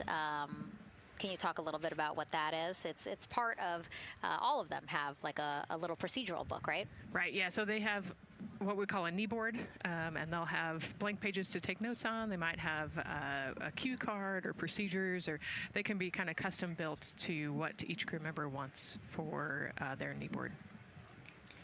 This mission, of course, built by people and companies in all 50 states, as we've been saying throughout the broadcast, and with our international partners as well. Let's take a look at some of the people playing such a big role in today's test flight. What we're doing here is a collaborative effort of hundreds of thousands of people. This is about the parts, the hardware, the software, the services, all coming together to make that mission possible. My dream for this space program is that we would not just push the boundaries, but that we push them together. And liftoff of Artemis I. We rise together, back to the moon and beyond. It takes a team to do great things. And Artemis has an incredible team. We have international partners. We have commercial partners and industry partners. It takes unity to accomplish great things, and that's what this mission's all about. We're not sending our money to the moon and lighting it on fire. We're putting that money right back into the economy in ways that benefit everybody. So every dollar that comes out of the Treasury that goes to support this mission goes back into the Treasury 3 times. What is very important to me is that we do it the right way, and that we do it with our values, that our industries grow, that our communities grow, that our families are healthy and safe and have amazing things to work on. Then we're going to build machines to go even further onto Mars. That is our generation, the Artemis generation, that defines the starting point of our exploration future. I just want to say thank you to all of the hands that have touched a part of this program and the hearts that have moved everyone to this goal, because we're going to the moon and we're going beyond. One team. One team. One team. One dream. What I really like about that package is, again, just reminding people that this is spurring so many jobs across the country. Yeah, across the country and across the world, right? The whole world has a part of this. The Artemis Accords are signed by over 40, 50 different countries. And so, yeah, we're taking all of the taxpayers' money and we're putting it right back into the jobs here in the U.S. And the money, too. You know, when we have more disposable income because we have good paying jobs, that's money that goes back into our economy as disposable income. So really, it is just an ecosystem that NASA is proud to be a part of. Right. Not only is it about the money and the economy, right, but it's also about the science and what we're going to learn and exploration. You know, on top of all of those things, we benefit the economy as well. Obviously, Nicole is a wealth of knowledge. We're very lucky to have her. We're going to be tapping into that knowledge throughout the broadcast, and we have been for now close to 4 hours. So thank you, Nicole. I hope you're holding up okay. Yeah, I'm loving it out here. It's been great. Let's learn a little bit more about Nicole. Her first mission to space was actually last March. She launched from here at Kennedy Space Center as pilot of NASA's SpaceX Crew 10 mission to the International Space Station. And what a beautiful launch that was. She spent 148 days in space conducting science experiments that could benefit us on Earth. For example, one studied the physics of liquids, which could help researchers deliver medicines more effectively. She also conducted an almost 6-hour spacewalk to help upgrade the orbiting lab's power system. Nicole is a lieutenant colonel in the U.S. Air Force and flew one of its most advanced aircraft. She was born in San Diego, California, and is a twin. That's a cute photo of the two of you. Oh, that one too. Young explorers, yeah. Yes, yes. That's so great to just see how far you've come. Again, I think that speaks to what we've been saying. Like, you know, just if you're passionate about something, go for it and see where that takes you. Yeah, I think that's a great example. You know, I was a serious little kid with really high goals and, you know, just kept working hard and never got bumped up the path and ended up here. And, you know, I think it's a testament to the human, like we talked about, you know, if you're willing to work hard, be a good team player, you can really get anywhere you want in life. And that's what I love to talk about. Christina has mentioned similar things. And so it's been kind of a theme for the day. Yeah, definitely a theme for the day, a theme for the team. The team has said the same, the crew has said the same sort of things. So absolutely, Nicole, thank you so much for being here. And hopefully only a little bit more until launch today. Hopefully. So today's Artemis II test flight will mark only the 7th time NASA astronauts will launch on a new NASA spacecraft designed for crew. And then controlling the flight will be Mission Control in Houston. Our Gary Jordan is inside with flight controllers. Hey, Gary. Hey, Megan, you are right. This is a significant milestone, and we may be putting the names of a few more astronauts in the history books today. The Artemis II crew is set to launch today will join a select list of humans to fly in a spacecraft for the very first time. And Artemis II, like missions before it, is a test mission. During ascent, the crew and the teams here in the room are prepared for a variety of scenarios. Some of these will be called out directly by Capcom's Stan Love during ascent, and some are a little more subtle. These calls can be split into 2 categories: alternate main engine cutoff or MECO targets and aborts. First, there are 2 alternate MECO targets, or AMTs. These note milestones to give flight control teams and astronauts an idea of what would happen after that moment should the core stage lose one of the main engines. First is AMT low. You won't hear it called out by the crew or Capcom since this happens right at liftoff. If the core stage loses one engine at this moment, an abort once around option could be made at main engine cutoff, meaning the crew could target a splashdown in the Pacific. The second is AMT high, which would be called out by Capcom's Stan Love around 22 seconds. After this moment, if the core stage loses an engine, we can still pursue an alternate mission in low Earth orbit to accomplish some of the test objectives. And at about 5 minutes, 16 seconds into the flight, you'll hear the call 3-engine press. This is a good moment. After this point, if the core stage loses an engine, we can still make a nominal main engine cutoff and pursue a moon mission as expected. Again, these MECO targets give the flight control teams and crew an idea of what lies ahead should one main engine be lost, but assumes we are otherwise continuing to a main engine cutoff target. This differs from an abort, where the Orion capsule separates from the Space Launch System prior to the planned separation time. There are abort options at every moment that integrity is attached to the Space Launch System, from the pad to more than 3 hours into the mission.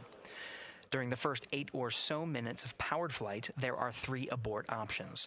First is the use of the launch abort system, which you see at the very top of the rocket, and here in the White Room where the hatch is open and teams are working to close it.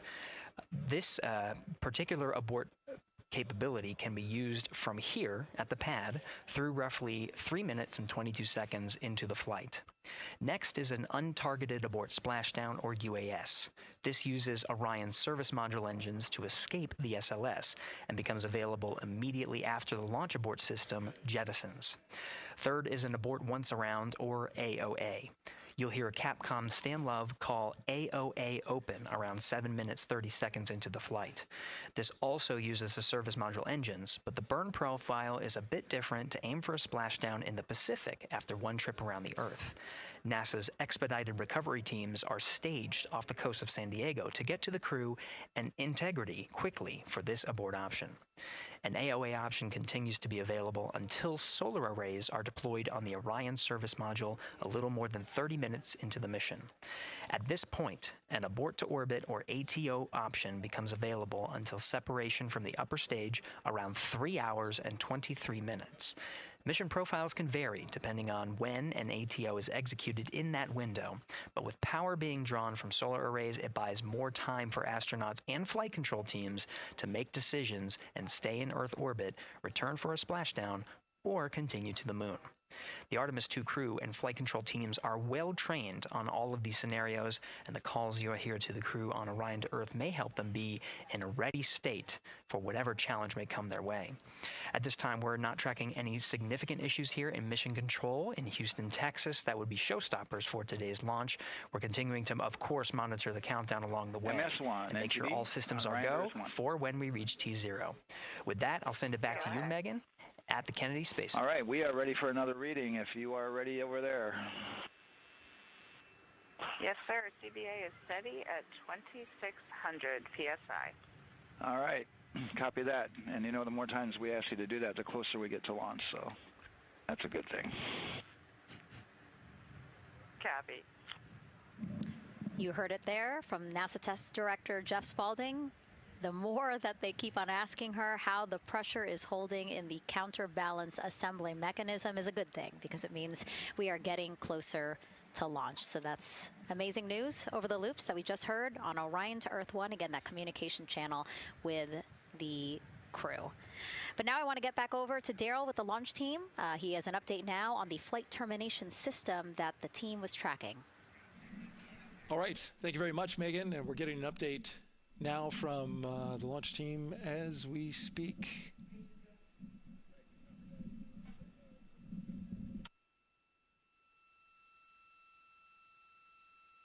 All right, stand by 1 second.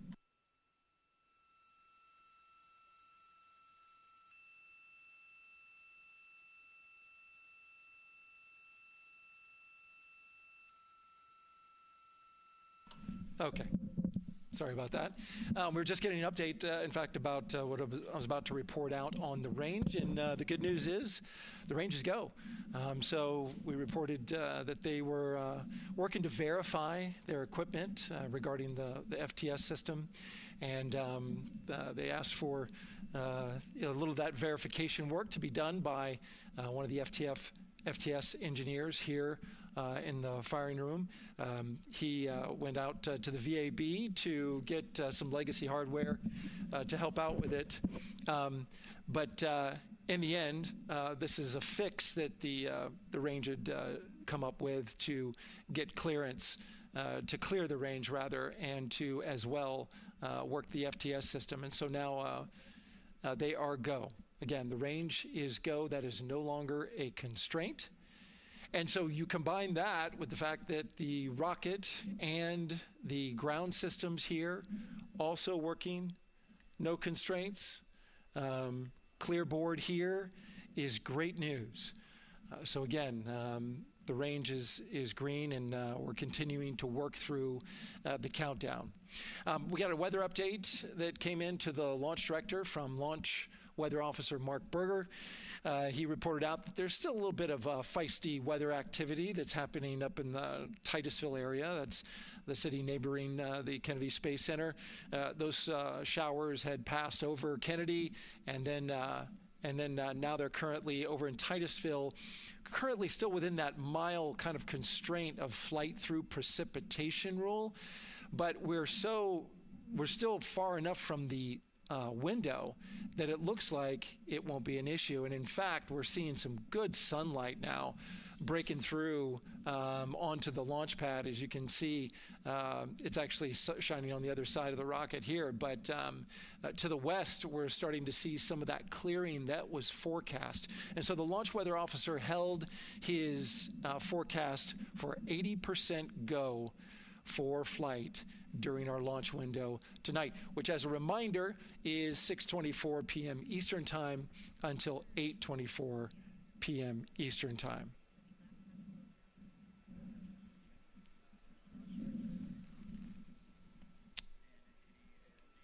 And we're also hearing that the last hatch closure, as you can see in the bottom corner of your screen, they're starting to work on that. That's the launch abort system hatch. There are 2 hatches, the crew hatch and the launch abort system hatch, and the closeout crew that you see right there, right on time with their work as they go to shut. And you can see it in motion right now, that launch abort system hatch. That's the latest from the firing room. We'll send it back to the host desk. Thank you so much, Daryl. Great news all around. And yes, we did just see them close the last hatch. And now we are looking at a live view of Banana Creek.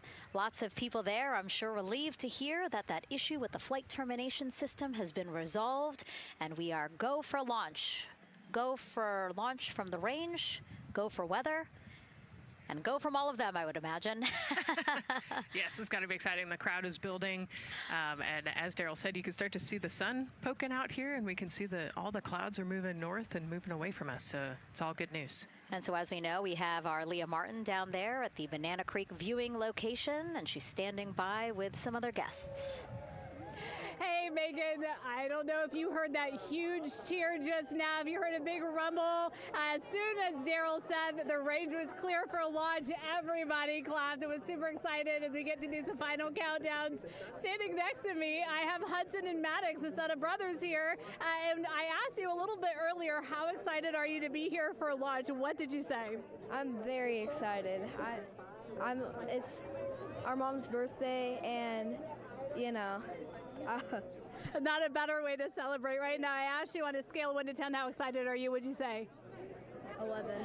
Yeah, 11. I'm very excited. Super excited. Yeah. So, Megan, we've been watching the launch broadcast here and hearing some of the questions that you and Nicole have been asking and answering. And I actually wanted to ask these 2 kids, if you could take a 10-day trip around the moon and take 3 people with you, who'd you take with you? Well, I'd take my dad and my mom. And I mean, I don't know, probably my best friend. I'd just say one of my friends, you know. Oh, one of your friends. So brother got left out. Who would you take? That was just what I was thinking. My dad and my mom and my best friend. That's a pretty good answer. Your brother can get his own trip to space, right? Yeah. So I'm actually joined here also by Dad. Now, you were sharing with me that a lot of the work that you've been doing over the last several months has been prepping the launch teams, our engineering teams, our ground systems teams, to get ready for launch, to be mindful and to be in this moment. How does it feel to be standing here knowing that the people you've worked so closely with are doing what they're passionate about, or doing what they were born to do, moments away from launching this rocket? I mean, this is an exceptionally happy moment for us and all of us and the people that are, you know, about to take off on this historic trip here. And I'm grateful to know that we've helped in some way, shape, or form to help them stay steady and calm, you know, in such an exciting time within the agency. And so to just be here and witness it and know that, you know, they've got some tools to help them stay calm and steady is everything to us. So. Fantastic. Well, Megan, we are standing by ready to go, and we're ready to cheer this team on. Thanks so much, guys. And yes, Leo, we did hear that cheer. That was very exciting. I think the vibe over there is they're celebrating, they're having fun. And here, once they heard that we're go for launch, everybody had to run back to the camera and work. It's a little bit of a different vibe, but I definitely think that people are excited, especially as we see now live inside of the White Room at the launch pad. The closeout crew has closed the launch abort system hatch. You saw there, we took it live. Took a lot of them, I think all of them, except for one. I think it took 3 or 4 of them to push that hatch door close, and then they felt around the perimeter of the door to make sure that everything was sitting just right. Right, yeah, we talked about how heavy the crew module hatch is. This hatch is just as heavy probably, and so, you know, they're working the closure here and working those connections, and you can see, yeah, there's still 3, 4, 5 people that we can see in the White Room. It takes a lot of people to get this these hatches closed and this rocket ready to launch. Mm-hmm. And so the next step in the countdown is that this team will start closing out the White Room. So basically disconnecting things, stowing things, making sure that when they leave, there is nothing that isn't supposed to be there. And really, then at that point, it's just all 4 of the crew member, Victor, Reed, Christina and Jeremy by themselves at the top of the launch pad. Yeah, and then eventually that crew access arm will move away, and then it'll really just be them up on top of that rocket. Mm-hmm. Yeah, your eyes lit up when I said that. That's exciting. It is. It is. Yeah, we had a moment, we talked a little bit about my fear of heights, but most of our crew is afraid of heights. And so there was a moment where I realized that it was just us, 100 and some odd feet up and no crew access arm, and may or may not have said something that made everybody go, huh. Were you wondering to yourself, how did I get here? We're pretty far up. That crew again bringing that drag-on camera. That camera is a handheld camera that is a live look for teams who are remotely watching these operations closely. Again, verifying that things are as they should be before the crew starts, the closeout crew starts leaving the white room. You see them checking their procedures. You can see they're covering the ends of those hoses. That's to protect those hoses from FOD. So we don't want any dirt or anything to get into those while we transport them and stow them. So you can see Andre there working to close out the hoses as well while they're cleaning up the white room. And so they'll tape that close. You just saw number 5. Number 5 holding some tools. Again, we'll stow those away. You have to account for everything. Obviously, they did have tools out. They did have procedures, paper, notes out. Like all of that has to go. Yes, and you can even see on number 3's hat, he's got a string that's connected to his suit there. Mm-hmm. That's, again, just to make sure that we don't lose anything. If, gust of wind or you get knocked or something, you don't want to lose a single thing in the white room. So everything is tethered, everything is accounted for, and everything is protected. The crew now, another live view of them inside Orion. Jeremy, Christina, and Reed and Victor on the right side of your screen. What do you think they're thinking right now, Nicole? Oh man, just over an hour to launch. There's probably a little bit of a lull right now, monitoring some systems, but you can see Reed's got his feet crossed. So I think just trying to relax and, pass the time by maybe thinking through the items that they're going to monitor through the launch, the different jobs that each of them have throughout the launch. And once they get to orbit, this first day on orbit is actually really busy for them. Mm-hmm. They've got, 2 burns that they have to monitor. They've got to get the system set up, and they've got to get the cabin set up. So there's a lot going on in the next 24 hours for this crew. I think they've got a couple sections where they get to take a nap, but I don't think they get a full night's rest for quite some time. So, yeah, going through what's next.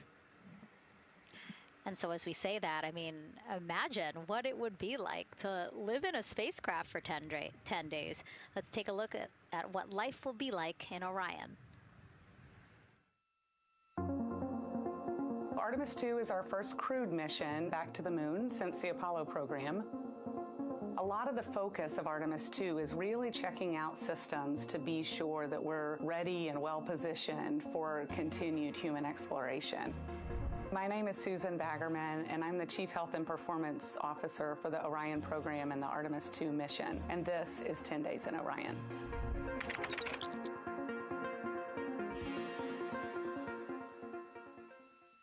For this mission, the crew will launch in the Orion spacecraft on top of the Space Launch System rocket, or the SLS rocket. Once they've launched and achieved orbit, they'll continue on checking out many of the different critical Orion systems, check out some of the critical medical systems, and be sure that we understand how the crew would do that successfully within the volume of Orion.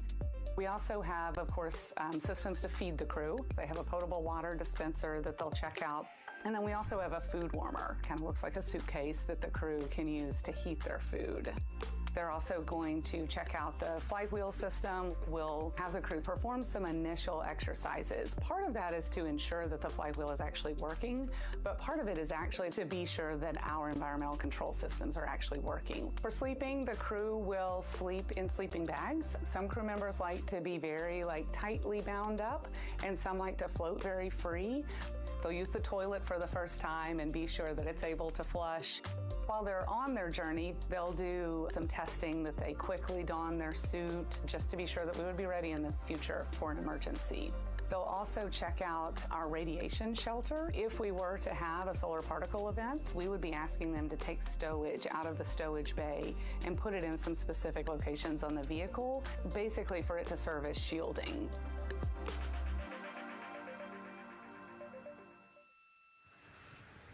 And so I want to talk a little bit more about what we just heard in that package. I am interested in the space food.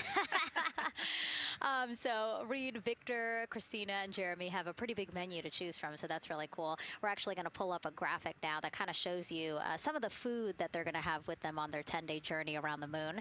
We know of more than 10 types of beverages. There's coffee, a mango peach smoothie, apple cider, lemonade. So those all sound delicious. And now I've just remembered I haven't eaten lunch.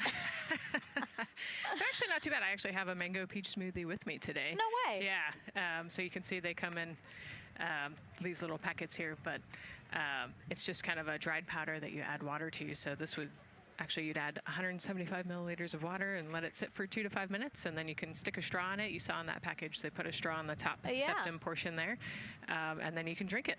And so this is the packaging. This is food that you brought up with you, or that you had while you were at the ISS. Yes. Yeah, actually, this is all food that we have available to us on the standard, what we call the standard menu on the space station. And so actually the graphic there showed quite a bit of the standard menu that they're going to take with them. So let's pull space it back food up, is space food. Yeah,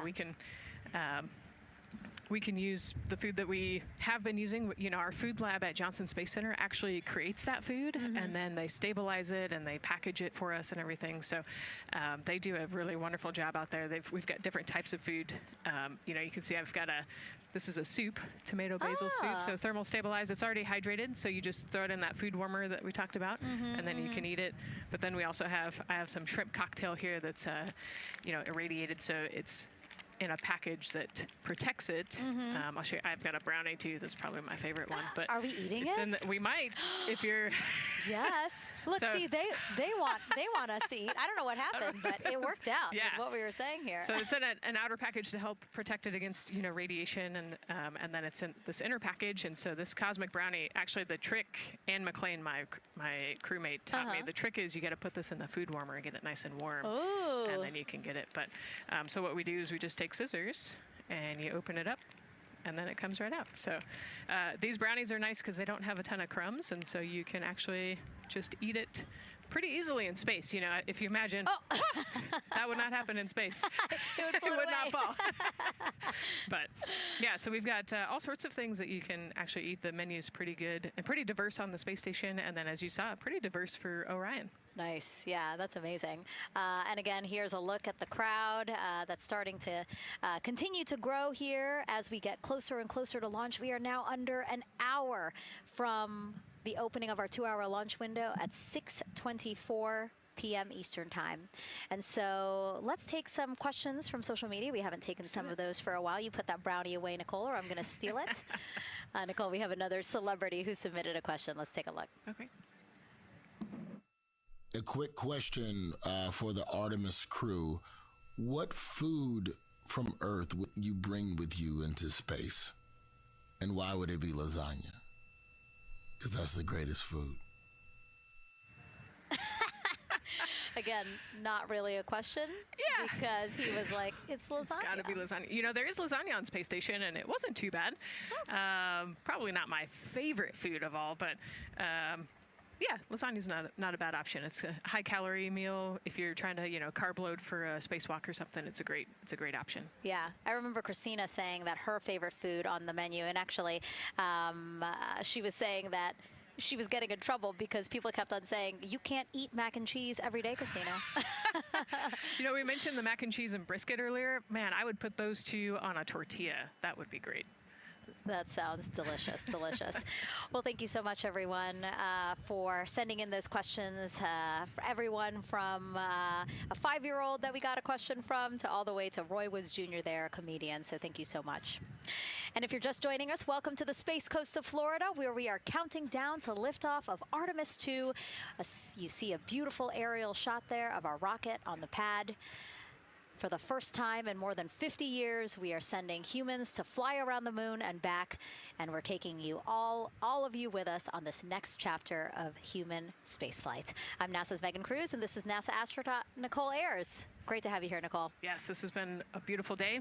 Excited. We're continuing to march towards this launch. Yeah, and if all goes as planned, this crew could travel farther from Earth than any other humans before them and see parts of the moon no one has ever laid eyes on. How exciting. Yes. Exciting is an understatement, I think. That's true. We're going to see the far side of the moon for the first time by humans in a long time. It's important.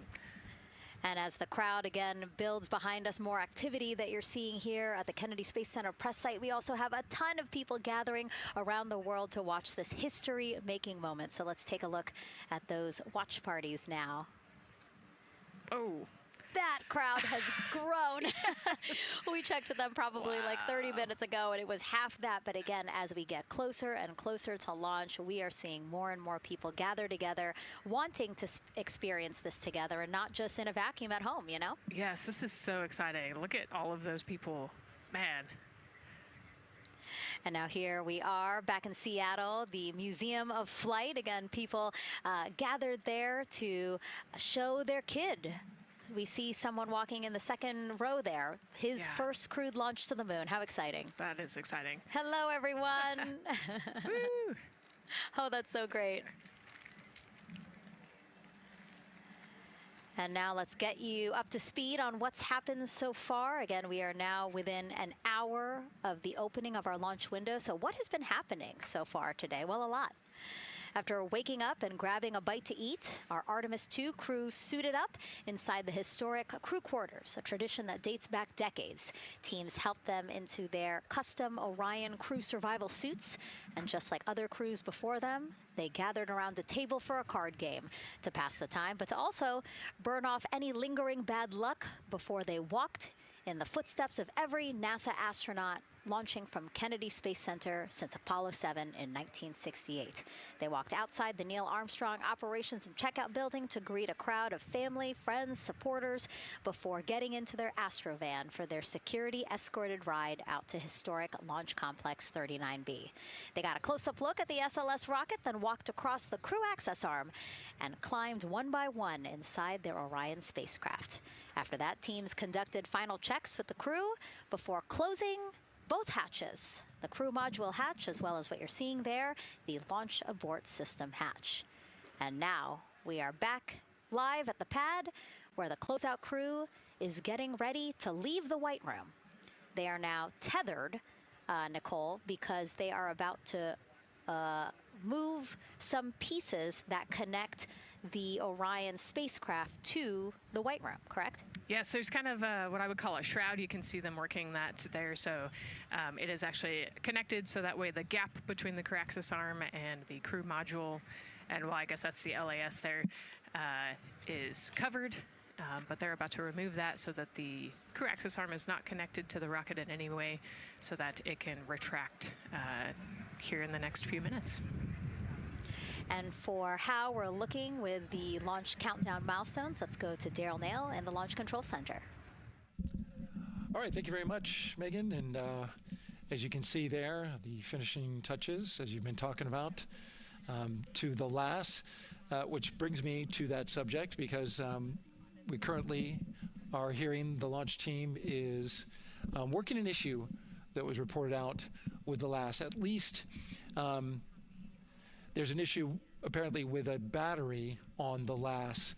The engineer who is in charge of the launch abort system sits on console here, reported that a temperature for one of the two LAS batteries is out of range, and although it's not a constraint for launch right now, it would be when that temperature is checked inside of T-minus 6 minutes, which is inside of terminal count. So right now, the team is working some troubleshooting on this issue. Going to follow, of course, along closely with what they learn. But again, a battery temp for one of the 2 batteries on the LAS is out of spec, and the team is working to understand, first of all, whether or not this may be a sensor issue, or is there an issue with the battery itself. So again, looking into it, troubleshooting and researching as we speak. With regards to the weather, we did get some good news there. Launch Weather Officer Mark Berger reporting to the launch director that the weather chances have now improved for the window. We are up to 90% go, which is great news. Again, 90% go.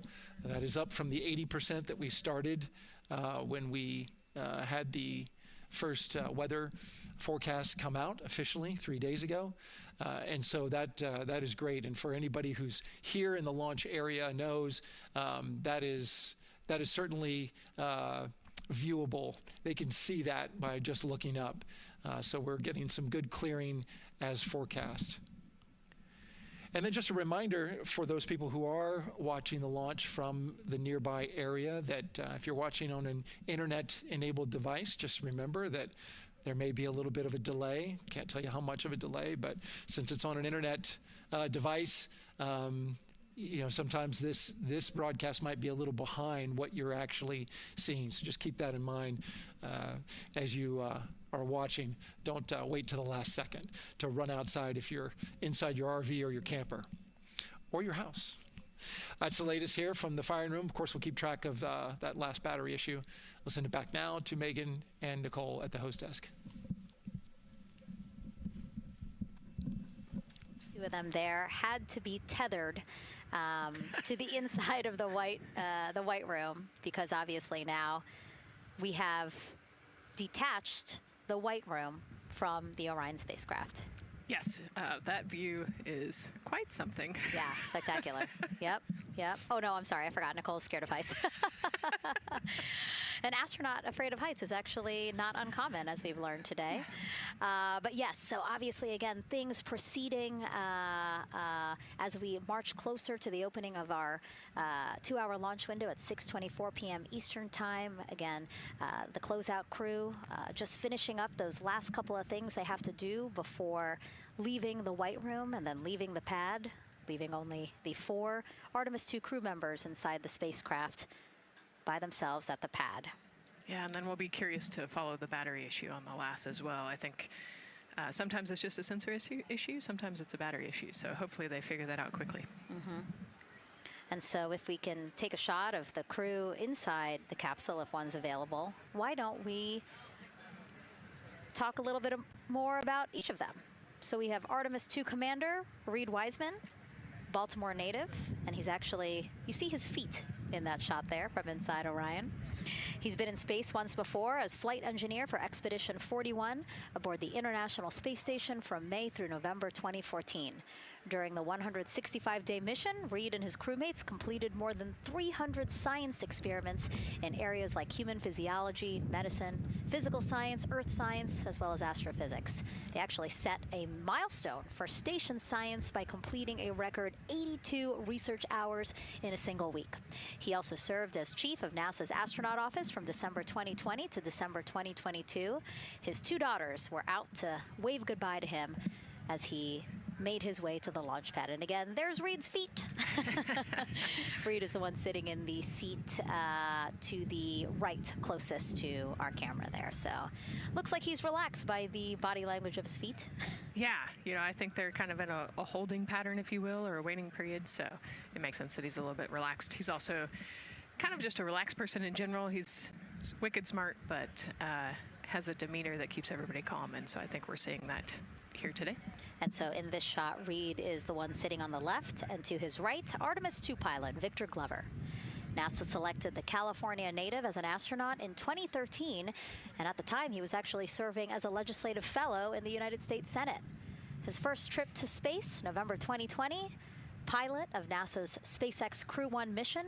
That was the first operational mission of NASA's Commercial Crew program, which resumed launching American rockets from American soil to the International Space Station since the end of the shuttle program. Victor is a U.S. Navy captain and naval aviator who served as a test pilot, racking up more than 3,500 flight hours in more than 40 different aircraft. So again, he probably feels pretty at home in the pilot seat of Artemis II. Yeah, I think he does. He got to say goodbye to his wife and 4 kids. Again, those were the family that he had here at Kennedy Space Center before the 4 of them drove out to the pad. Yeah, and you can see there, we talked about Victor's energy earlier, and you can see him working through, pushing some buttons on the displays. Looked like he was pulling up a procedure, so he's following along and ready to go, looks like.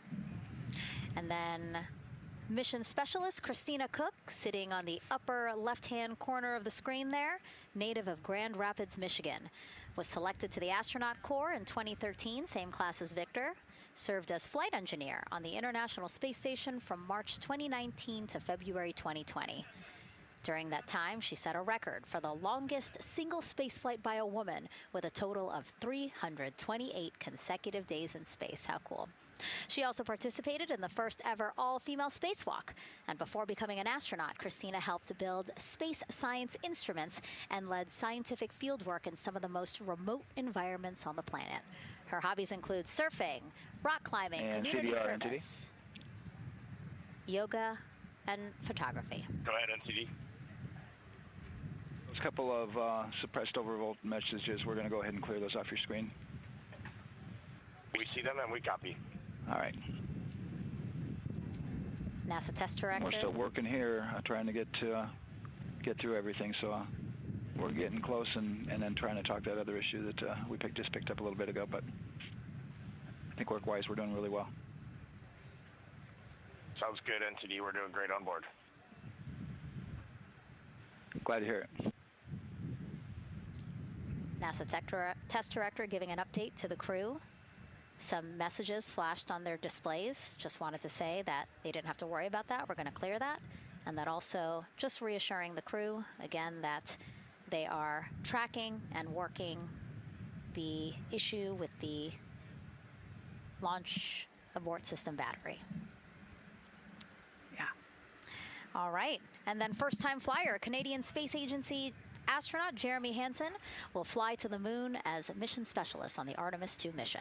The London, Ontario native selected as an astronaut in 2009.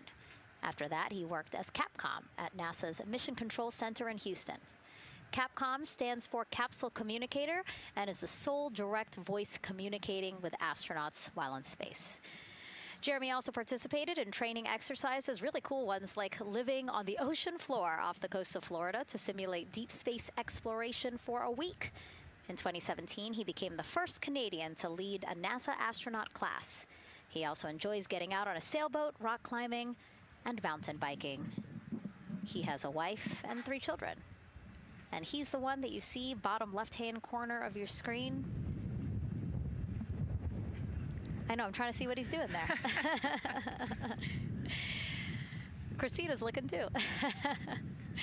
And so there is your Artemis II crew inside the Orion spacecraft. And this is actually the 7th time NASA astronauts will launch on a new NASA spacecraft designed for crew. And if you're wondering about the first 6 crewed test flights, here they are.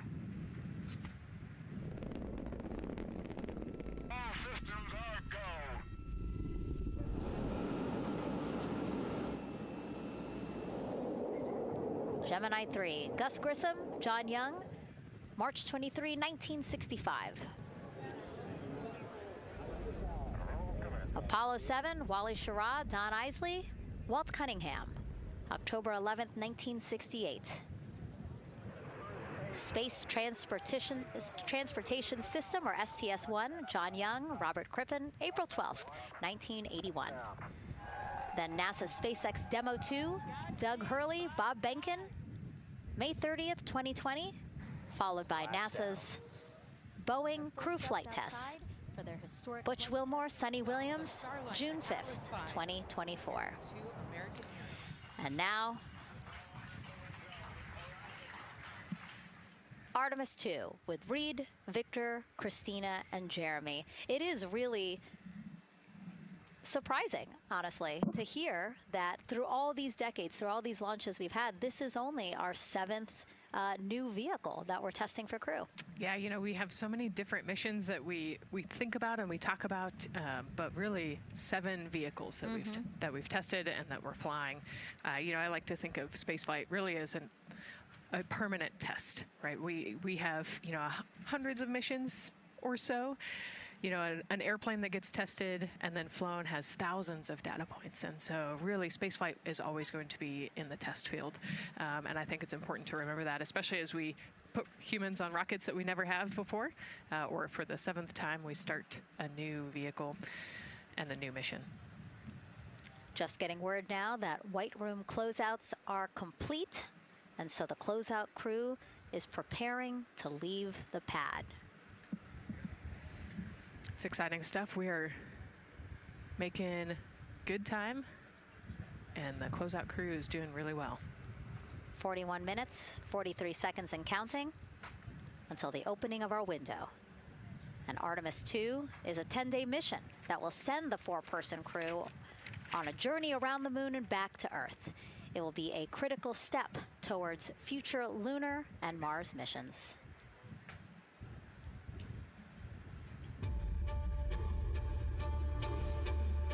We're going back to the moon because it's the next step in our journey to Mars.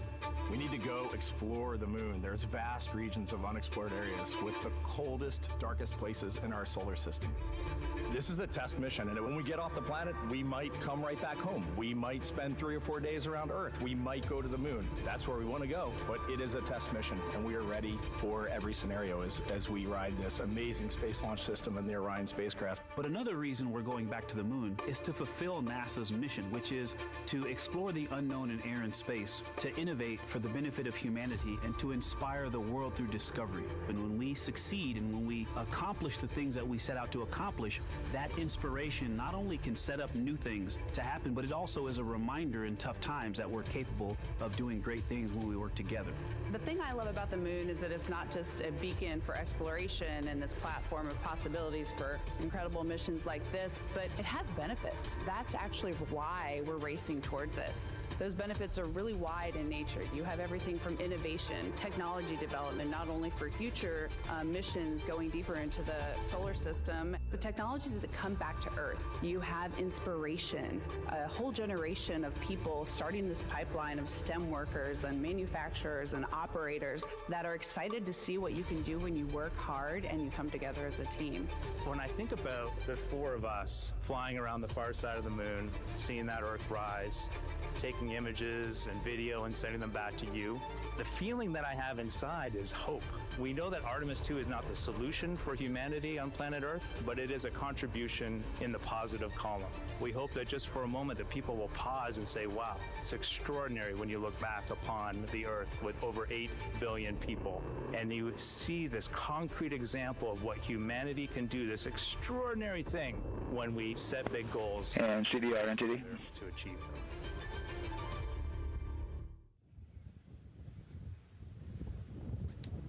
And so Mission Control Houston will control the flight of Orion after a liftoff here at Kennedy Space Center. Here's Gary Jordan, who's embedded with that team. Gary, you might have to pause because we did just hear a call out to the commander in Orion. Will do, Megan. I think that was Commander Reed Wiseman responding to prepare for some of the next steps. We are now holding at the T-minus 10-minute hold. Expected a 30-minute hold. So we are well on the countdown. We are well on the timeline to meet this L- time and launch towards the beginning of the window, but continuing to track progress along the way. Again, I'm here with the Artemis II flight control teams in Mission Control Houston. The team in the room behind me has been monitoring the countdown and verifying their own mission-specific launch criteria of the Space Launch System, the Orion spacecraft integrity, and its crew. During the final poll before launch, if all looks good, From each of the flight controllers in this room, Flight Director Judd Freeling will report a go for launch from Houston flight. Upon liftoff, teams here take control of the mission and communicate with the crew while they fly on the Space Launch System. This phase of flight is highly dynamic, and each console position has a dedicated and important role of looking after critical systems. You'll hear calls from Capcom and NASA astronaut Stan Love in this room to the Artemis II crew as milestones are reached during the more than 8 minutes of powered flight on the core stage. Liftoff and ascent are just the beginning. This room will be staffed around the clock over the next 10 days to oversee every moment of the mission through splashdown. Here from the Johnson Space Center, we'll be streaming the mission live 24/7 so anyone can follow the crew's journey, take peeks inside the spacecraft, and share the experience of a lunar flyby with astronauts looking down at the moon's surface. Teams here have been rehearsing tirelessly in simulations to throw every conceivable and inconceivable scenario their way. We are ready and eager to begin the Artemis II mission. Still milestones to come as we continue the countdown, but we'll be right back with you during the ascent phase of today's flight. With that, Megan, I will send it back over to you at the Space Coast. Thanks so much, Gary. Under 37 minutes until the opening of our 2-hour launch window, 6:24 p.m. Eastern. I've never been more excited for a time. But why don't we send it back over to Megan Carter with the Moon Board to learn more about what happens after ascent. Absolutely. I am definitely also getting excited. Things feel like they're starting to pick up a little pace here. A lot is about to happen within the first 10 minutes of launch, but what happens after those first 10 minutes? Let me take you over here to my mission map so we can kind of jump ahead and let me explain a few things. So, our main engine cutoff is going to stand for Miko, and that is essentially where the rocket's job is done, and it is then going to turn the propulsion duties over to our ICPS. That stands for Interim Cryogenic Propulsion Stage. Don't try and say that too many times fast, but the ICPS is going to be right here, and that's our in-space propulsion. About 50 minutes into, after about 50 minutes into launch, it is going to conduct that first burn, and that's going to be the perigee raise maneuver. Essentially what that is going to do is going to raise the spacecraft from a lowest point of Earth just a little bit higher into space, and then they are going to conduct that nice path. It's going to set them on that nice circular path around the Earth. That's when they're going to start to be able to really check out this spacecraft. The Orion spacecraft is going to be able to, like we've talked about, be maneuvered by the crew. They're going to check out those life support systems, and communication checkout's going to be vital at that point as well, obviously. Then they will be conducting that another burn, and that's going to raise them just a little bit higher again. And then they will, it'll be about time for the ICPS to separate, and they will start another lap around the Earth as well. Now, the ICPS, but even after it separates, its job will not be done because they will have the opportunity to conduct something called the Proximity Operations Demonstration. And this is going to be really important for our future lunar missions because the ICPS actually has a target on it, and the crew is going to have the opportunity to manually maneuver these spacecraft like we've mentioned and practice those docking maneuvers. Now, obviously, they will not be docking for this mission, but that is, again, going to be critical for those lunar missions in the future. Now, all right, after that ICPS has separated and they've done that second lap, they're going to conduct 2 more burns. And what these burns are going to do is set them up to the high enough orbit and a fast enough speed in order to conduct the translunar injection.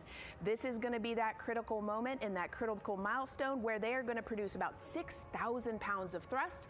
And this is that point that is going to take them out of low Earth orbit into deep space, and it's going to set them on that nice path towards that lunar flyby. And I know we have talked a little bit about why this could be a record-breaking flyby and journey to the moon. And with that, I'm going to turn it back over to Megan so she can tell us just why.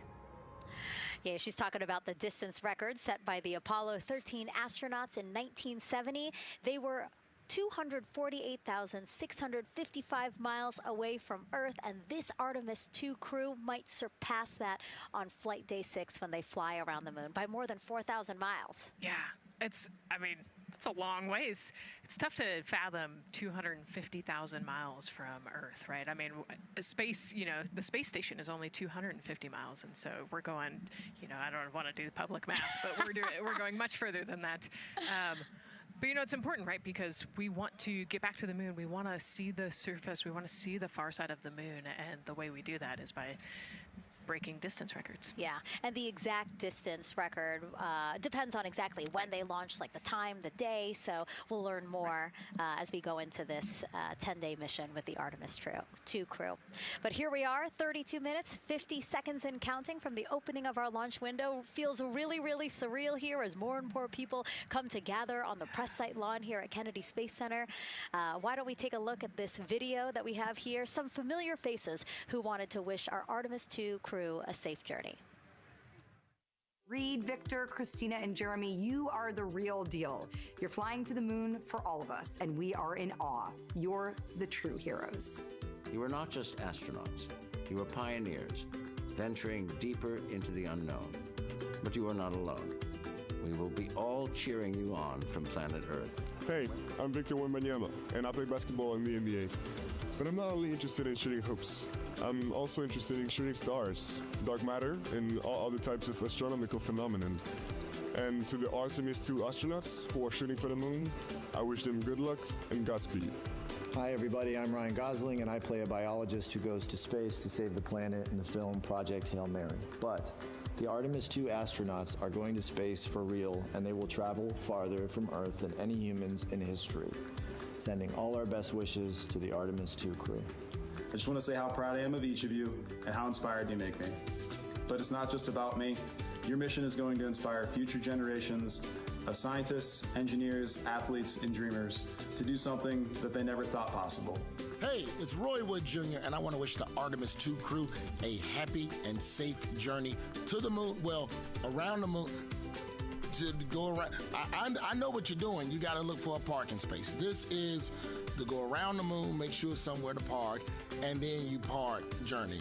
Good luck. It's actually a really good way to explain what how this mission builds. Again, we are hoping to land astronauts on the surface of the moon in maybe 2 years. So yes, we are looking around the moon on this lunar flyby mission to see where we might park. Thank you, Roy Wood Jr.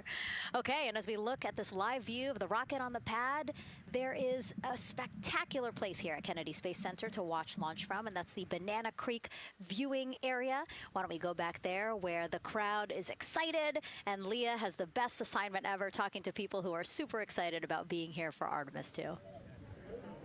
Oh my gosh, Megan, you talk about the excitement being palpable. I'm telling you, everybody here on pins and needles as we get just about half an hour away from launch. I've been walking around talking to people, and I'm just struck again and again by how many people are here from across the agency. I want to introduce you to just a small portion of the people across NASA who have been supporting this mission. Patty Ortiz, NASA Armstrong Flight Research Center, Orion Program. Orion. Kathy Graves, Glenn Research Center, Office of STEM Engagement. David Alexander, NASA Glenn Research Center, Office of STEM Engagement. Jennifer Becerra, Johnson Space Center, the Office of STEM Engagement. Here we go, right back here. Where are you from? I'm from NASA Glenn Research Center, Joseph Panakitis. Joseph, here we go. Wes Furman from APL. Maria Arredondo from Headquarters, Next Gen STEM. Mark Robinson, Stennis Space Center, Commercial Space. Amira Flores, Armstrong, Office of the STEM Engagement. Molly Kearns, NASA Glenn, Space Communications and Navigation. Matthew Pierce, Goddard Institute for Space Studies in New York City. Here we go, and right over here. Lauren Ring, Ames Research Center, Data Integration. So we're coming together. We're one big NASA team, one big NASA family, and we have one major message before we launch tonight. Okay, guys, what are we going to say? 1, 2, 3, go Army!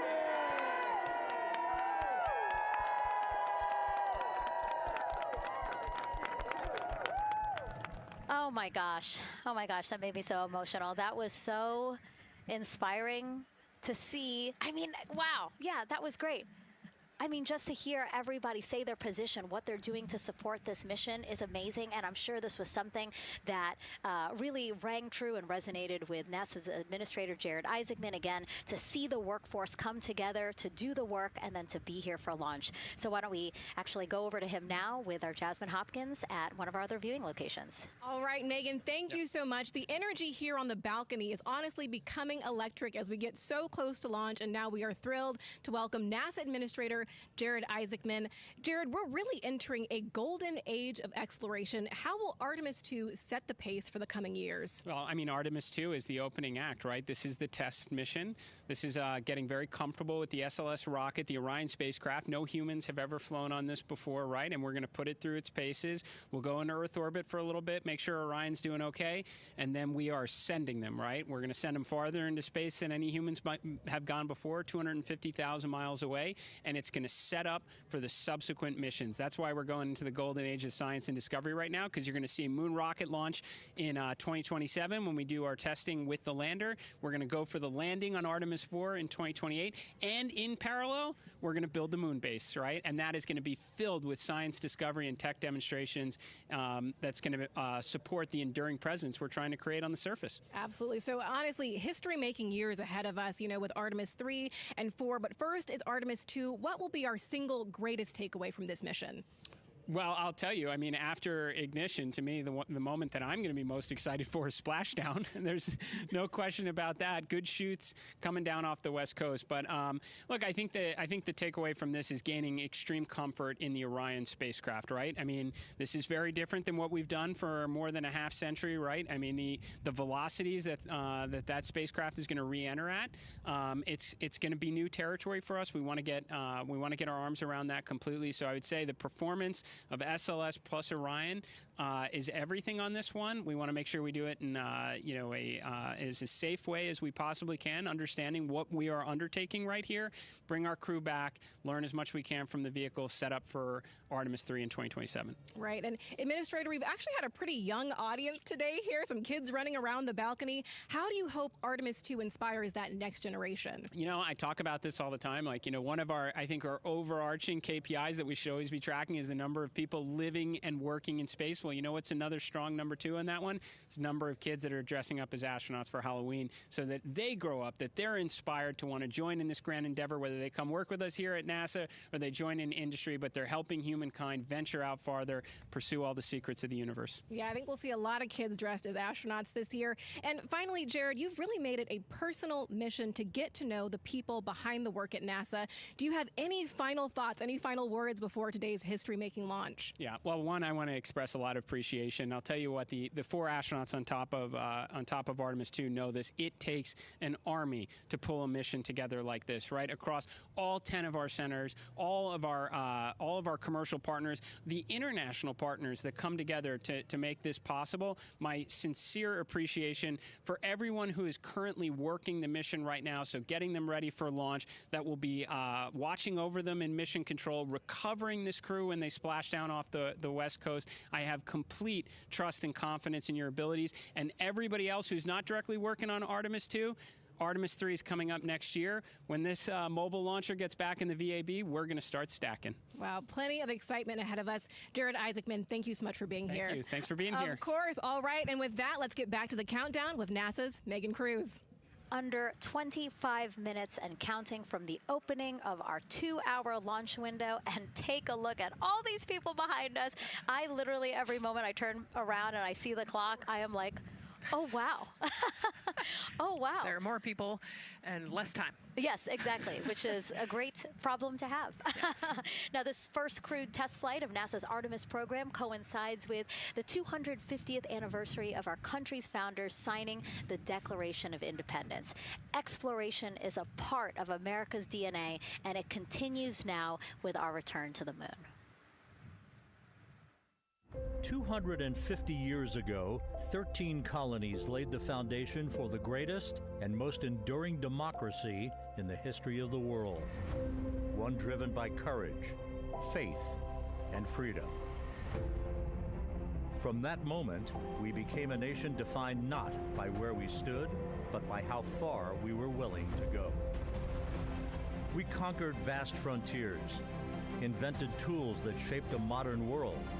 We found light in the dark, and we rose from the earth. Faster, higher, farther. We pushed beyond the sky and into the unknown.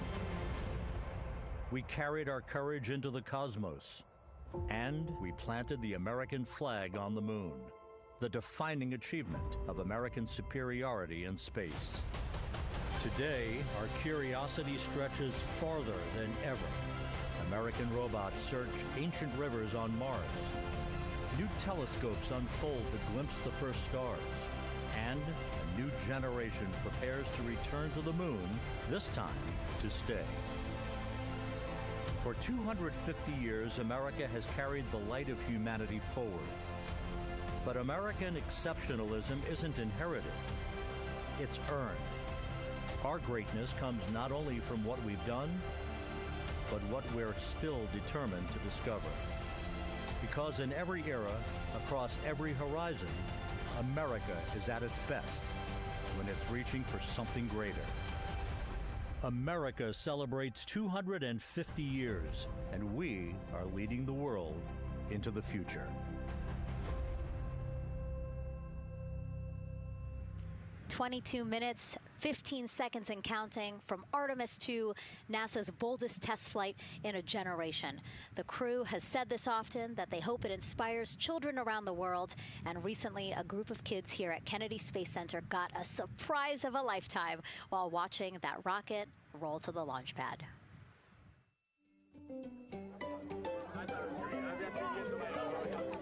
tell me what color it is.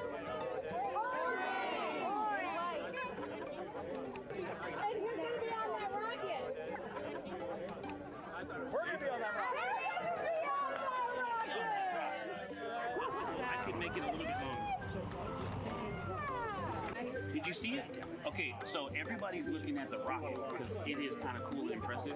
One of the coolest things happening over there right now, though, is it's on top of a giant tractor. Doesn't all food come in like tubes? It's in these like little plastic bags. You have to like rehydrate it. Sushi. There's not. I haven't seen sushi in space. It's probably hard to keep that back. Sushi mashed together. My favorite part was this one little girl, she had a question. She had patiently held her hand for a long time, and Christina turns to her and says, "Okay, what's your question?" She just goes, "I forgot." It was like, that's a perfect little kid moment. I just Wait, are you my mother's cats too, astronauts? What? Say that again? Never mind. It's a little hard to say. Go Artemis! These two? Yeah. Put it on. Look at this one. Yeah. There you go. I like your dabbing astronaut back there. It's just so fun to see the enthusiasm, the energy, and a little bit of chaos. 3, 2, 1. Wasn't that so cute? I love kids and their excitement and, you know, even just being real. Like, I don't remember what I was know, gonna he ask. goes, but I'm glad you're here. Now here we are, Space Center Houston. The crowd has exponentially grown throughout the day. We started showing you live shots from in there probably an hour ago, and now take a look at all the people there getting ready to witness history together. It's something really special to be able to witness something like this together. Yeah, you know, we've heard from celebrities and officials and kids, and, you know, it's amazing. People from all around the world came here today to Florida to watch, so it's something, it's hard to put into words, just how much support for this mission we're seeing today. And great news, too. Remember, the team was tracking an issue with the launch abort system battery. They appear to have cleared that issue, so we are go for launch. Yes, it's exciting.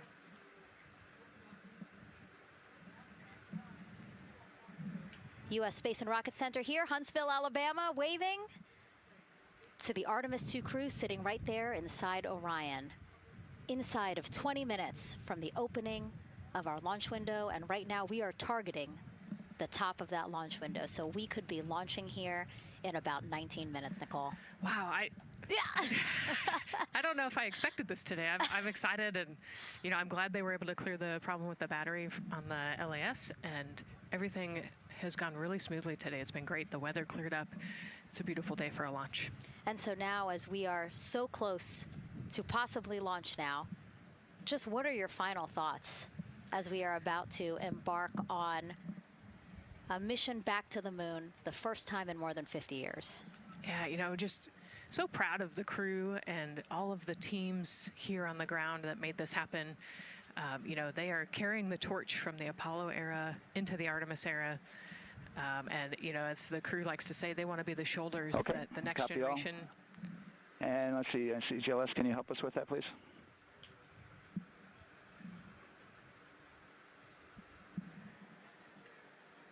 They want to be the crew wants to be the shoulders that the next generation can climb on. 001. You know, I think it's in their patch. We're going for all. It's in the name of their capsule, integrity, representing humility and the professionalism of everyone that got them there today. So proud of them. We love them. We're excited for them. And we cannot wait to see what they see. Just leveraging everything we've learned so far as an agency, taking us from Apollo now to the launch pad here, 39B, with Orion and SLS poised to again fly us into the history books. And before we leave you now here at the host desk to get back into operations, we just wanted to answer one question for you guys. We asked you earlier on today, what are you most excited for? And we asked you to go vote on Instagram and Twitch. Instagram, you guys said launch. Twitch, you guys said lunar flyby. So I think you guys will all be very excited since we are now about 17 minutes from the opening of our launch window today. And so with that, as we approach terminal count, let's send it back to Daryl Nail in firing room 1. Daryl. All right, thank you, Megan and Nicole, and just want to give you an update on the launch abort system that you just reported that they cleared. They believe, they're convinced, this is an instrumentation failure.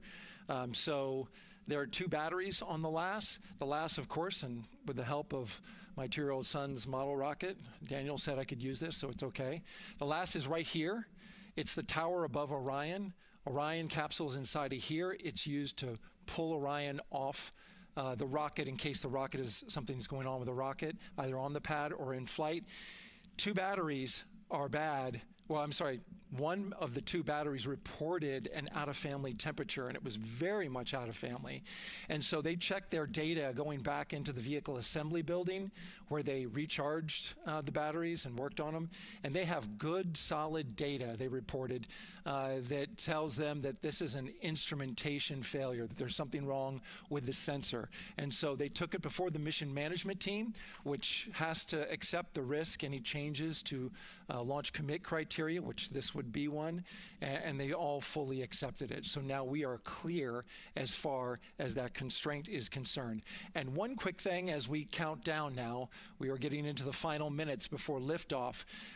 There's a 2-hour window. We haven't quite set the T0 yet, but this is a list of the cutouts. There are 150 cutouts that are included for this 2-hour launch window, and that's important. They're in very small print. That's important because there's basically 16 minutes inside this window that they cannot launch. And these are because of small things flying in orbit. There's a lot more things in orbit than there were back in Artemis I when we had 35 to 40 cutouts. For that reason, because of these 156 cutouts, they're going to be managing the launch window as we go forward. So they may have to wait out one of these cutouts. They range in time between 2 seconds to 23 seconds, but you'll hear the NASA test director talk through that. We're getting ready to merge that loop from NASA test director Jeff Spaulding.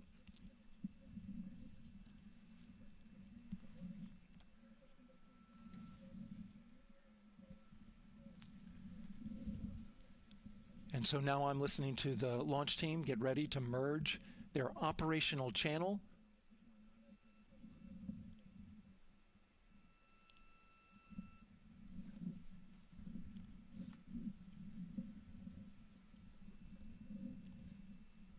We're now entering one of the most consequential phases of launch day, and that's terminal count, the final 10 minutes. And OTC, NTD on 212 for comm check. Good, comm. How me? I hear you the same. STC? GTC? GTC is on 212. All right, copy that. NASA Test Director Jeff Spaulding confirming communications with his team.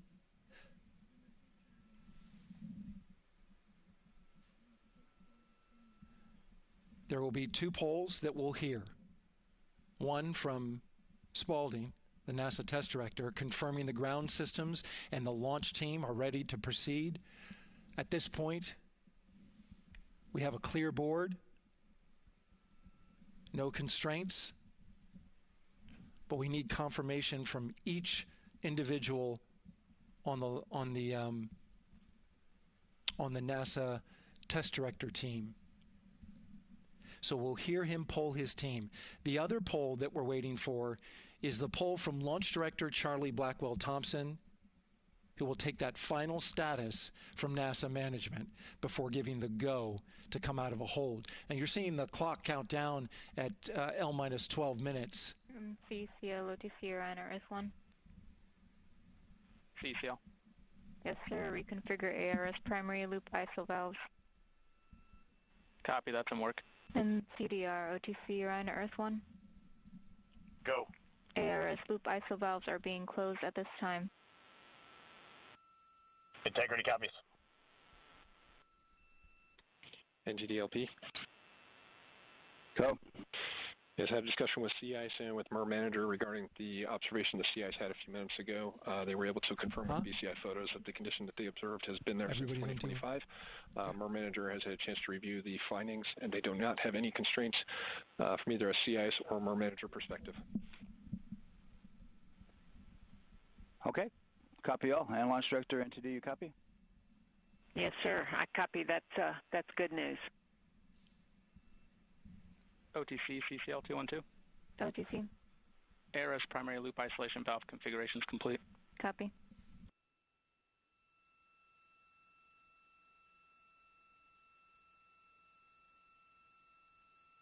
And CGLS NTD, cancel pending, please. GLS copies, and that's complete. All right, and for all personnel, we got a little bit more work to do before we pick up the clock, and we're about a little over a minute from getting to T-minus 10 minutes, but we've canceled the resume time there, and then we'll pick it up after we get through all of our work and anything else that we need to do to get through the remainder of counts. So we'll continue working that to get to our T0 today. So when we get to about 50 seconds from now, we'll extend that hold. CVSE OTC. CVSE 400-290, looking to verify that we are configured for ascent. Yep, give me about 2 more minutes. I'm going to start CMA2 streaming. Copy. NTD, COSE, hold requested. Copy that. I have an LCC violation of O-CT-004, S-band transponder anomaly. This was a transient LCC violation, so transponder 1 had a demodulated SNR estimate that went down to 2 dBm when it should have been between 10 and 13. It is now back up to 12, but we did lose that for just a moment. It does not appear that we lost our bit sync or carrier lock, which would be indicative that we lost our lock with the vehicle. So at this point, recommendation would still be go. However, we do have a pre-planned contingency procedure if we want to look at that. But again, this was transient, so we're back in a nominal range. All right, let's see, LPE NTD. Yeah, we're not seeing that hit. So I guess the question for COSE, was that less than 3 samples? Was that below our persistence? Stand by, let me look. It did look like it did persist for several seconds on mine, but let me take a look at the number of samples. Could I get a repeat on the affected LCC, please? Yes, ma'am. That's going to be O-CT-004. Thank you.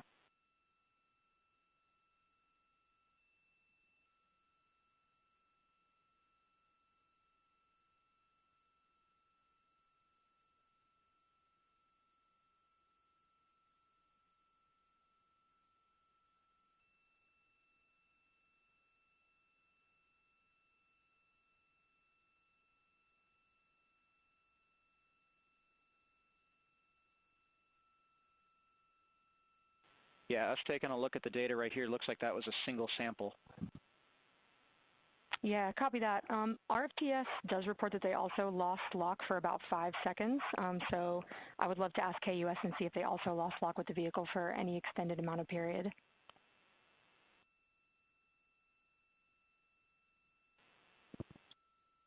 And COSE, while we're doing that, these are 1/10 hertz measurements, correct? So we would have had to lose it for over 10 seconds to get a second sample? Yes, sir, that's correct. It is 1/10 hertz. Yeah, so from our perspective, the allowance is effectively up to 30 seconds, up to 3 samples based on the 1/10 hertz. This is not an LCC violation, I believe. Yes, sir, I would agree with that at this point. Copy that. We're checking with KUS on 232. I don't think they have 212 access. We're trying to verify, but it sounds like they have a loss of lock as well. About 2 seconds. Okay. And I guess for both KUS and COSE, do we have lock now? That's affirmed. We do have lock for COSE.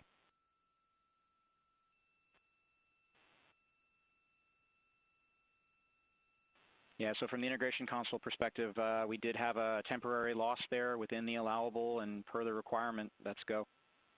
And this is Houston Flight. We have lock and we have good telemetry here in GSE. And KUS is reported to they have good lock now. So with all of that, OSC, then are we in a go configuration per your LCC? Yes, sir. Recommendation would be go. Okay. LP, you concur with that? Yes, sir. LP concurs go. And Launch Director? Yes, sir. Launch Director concurs go. All right, and I'm going to go ahead and just verify everybody has everything else complete, Launch Director, and if we do, we'll be ready to pick up the poll at that time, unless there's something else that you're aware of. No, sir. Let's verify all our work is complete, and I would like one last check of our constraints list. All right, let's see. OTC, are you still waiting for ComConfig, or are you complete? That is affirmed, sir. Okay, is that your only open item? Yeah, OTC, this is CVSC. That 400 step 290 is complete. Copy. Okay, so OTC, you're complete with all of your work? That's affirmed. All right, copy that. STC? STC is complete. And GTC? GTC is complete. Okay, excellent. All right, and LPE, just want to verify we have no open constraints at this time. No open constraints. We have a clear board, sir. Okay, tracking the same here. And Launch Director, with that, we are clear and ready to pick up the launch readiness poll with your go. All right, sir. I am go for the poll. All right. And for all personnel, this is the NTD conducting the Artemis II launch readiness check. Verify ready to resume count and go for launch. OTC. OTC is go. STC. STC is go. GTC. C's go. MCO. CO's go. Safety Console. The Safety Console is go. LPE. LPE's go. RTD. RTD's go. Houston Flight. Houston Flight is go. ROC. ROC is go. And CDR. Crew's go. Copy that. Thank you, Reed. And Launch Director NTD, our launch team is ready to proceed at this time. All right, NTD, I copy all. At this time, I'll perform my poll. Attention on the net. This is the Launch Director performing the final poll for launch, verifying no constraints, and go for launch. EGS, Program Chief Engineer. Artemis Chief Engineers are go. Copy, thank you. EGS, Chief Safety Officer. The Artemis CSOs are go. Copy, thank you. Range Weather. Launch weather is go. Thank you, LWO. And Artemis MMT Chair. MMT's go. Thank you, John. And Integrity Launch Director. Good to hear your voice, Charlie. PLT. Thank you, Charlie. This is Victor. We are going for our families. MS1. This is Christina. We are going for our teammates. MS2. This is Jeremy. We are going for all humanity. All right, Charlie, your Artemis II crew is go for launch. Full send. I copy that. Reed, Victor, Christina, and Jeremy. On this historic mission, you take with you the heart of this Artemis team, the daring spirit of the American people, and our partners across the globe, and the hopes and dreams of a new generation. Good luck. Godspeed, Artemis II. Let's go.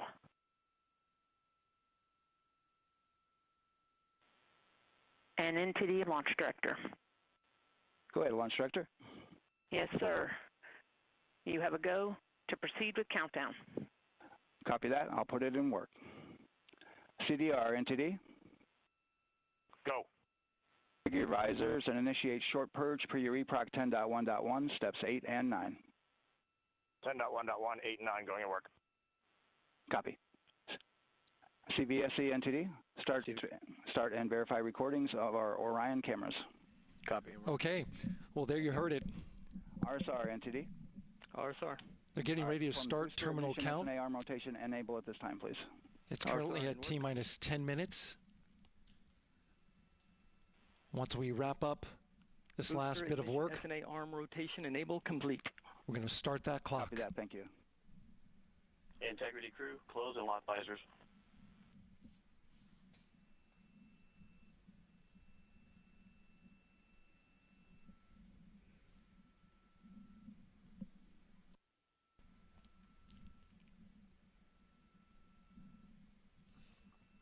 You heard an issue, worked in real time with telemetry lock on the Orion.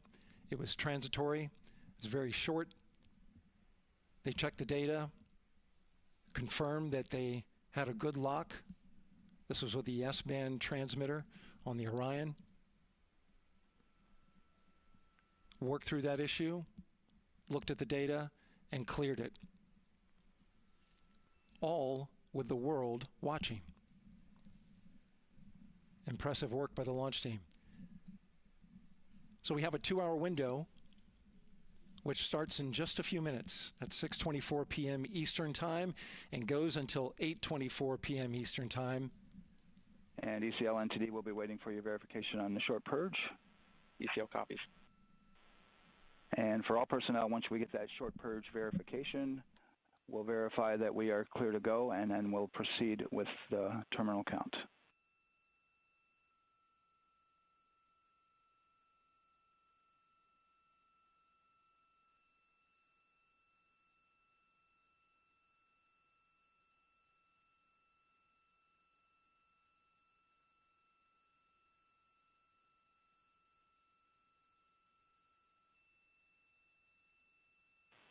ECL time estimate?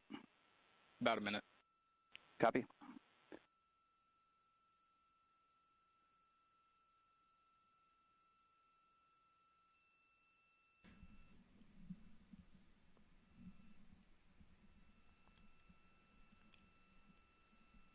So we're going into the launch window, but not by much, it looks like.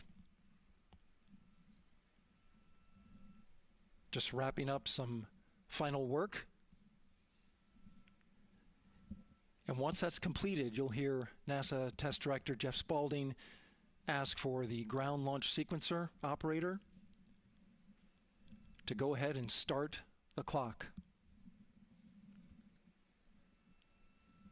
The ground launch sequencer is an application software. It runs on top of the launch control system in the firing room, acts like a conductor of an orchestra, executing hundreds of commands in precise order and timing. It's all autonomous. NTD CCL 212, short purge initiations verified. All right, copy that, and we're verifying our constraints.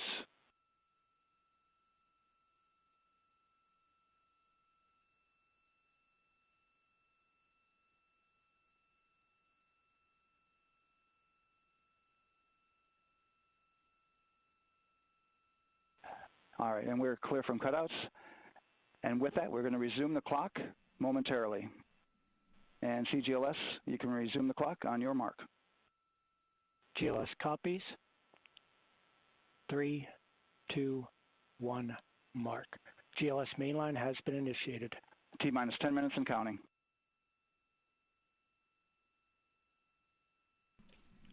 And that begins terminal count. Our new T0 is 6:35 p.m. Eastern Time. 6:35 p.m. Eastern Time. We are now counting down to liftoff of Artemis II.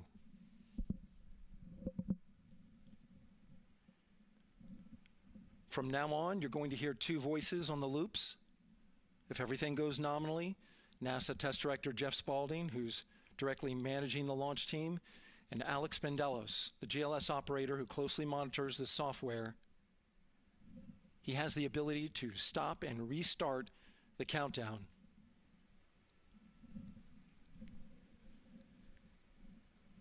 A lot of people ask about whether there's a launch button. There certainly is not. Flight and Rock, our new T0 is 22:35:12. Houston flight copies. Rock copies. 22:35:12. Affirm. There you heard confirmation of the exact T0, 6:35 and 12 seconds p.m. Eastern Time. Again, our T0 is 6:35 and 12 seconds p.m. Eastern Time. But as I was saying, there's no launch button. This is autonomous. But there is a button that keeps you from launching, and that button allows the GLS operator to pause the countdown outside of terminal count and during terminal count and submit a hold to the next holding point. So the clock won't stop right away. If there's an issue, we'll go to the next stable holding point. This is how GLS configures the rocket and ground systems to a stable point where they can stop the countdown if that's needed. But right now, we are counting down. Our next big milestone, looking to retract the crew access arm. GLS is go for crew access arm retract. And there you see the crew access arm moving away.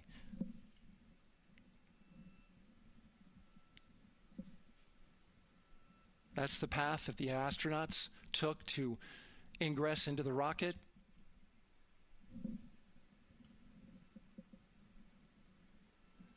Until this point, that was their way off the pad if they needed to evacuate. But now with that arm retracting, the backup transitions to a launch abort system, and they'll begin arming that shortly.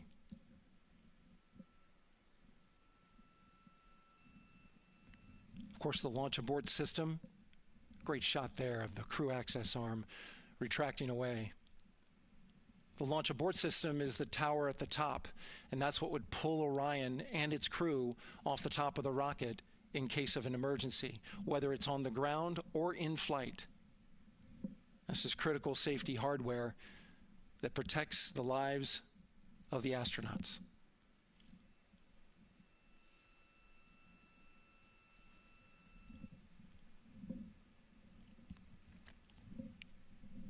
Starting at T-minus 6 minutes, the GLS will start bringing that and other high-energy systems online, starting with core stage pressurization.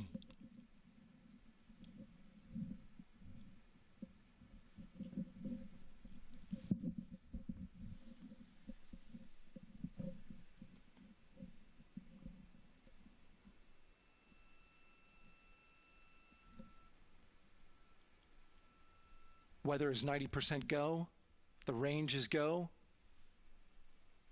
All systems are go.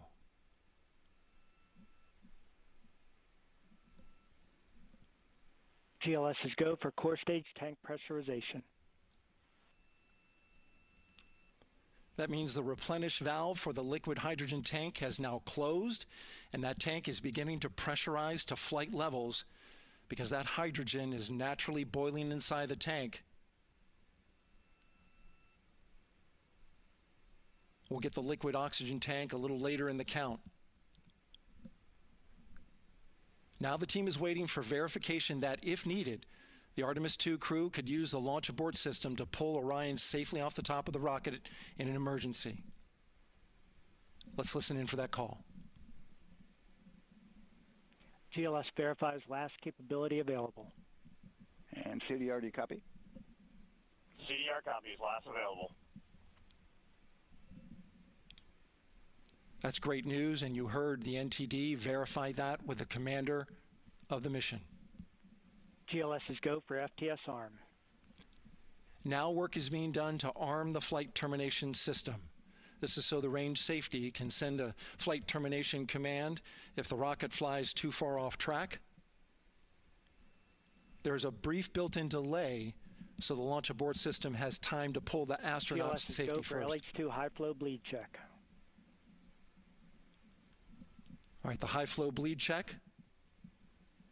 That's so the cryo team gets verification that the RS-25 engines, all 4 of them, are in the proper temperature range for launch.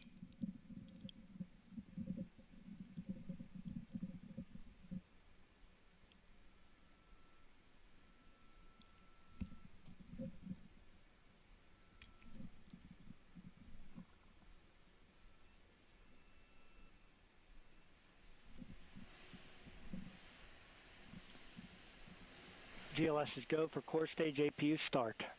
Core stage APUs start. Those are auxiliary power units, high-speed turbines which provide pressure to hydraulic pumps that steer the RS-25 engines. We're going to see a gimbal test a little later at T-minus 2 minutes and 30 seconds. This is what allows that to happen.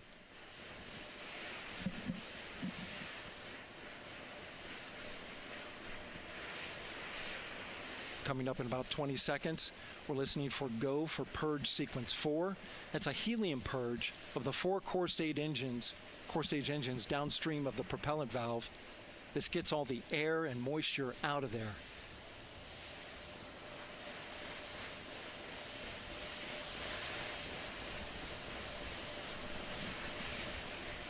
GLS is go for purge sequence 4. Moving through the milestones. All is looking good.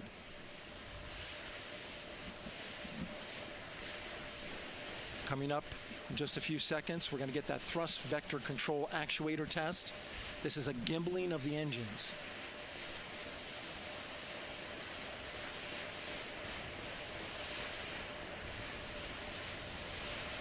There are the 4 RS-25s, 3 of them shuttle heritage, 1 of them built from shuttle parts.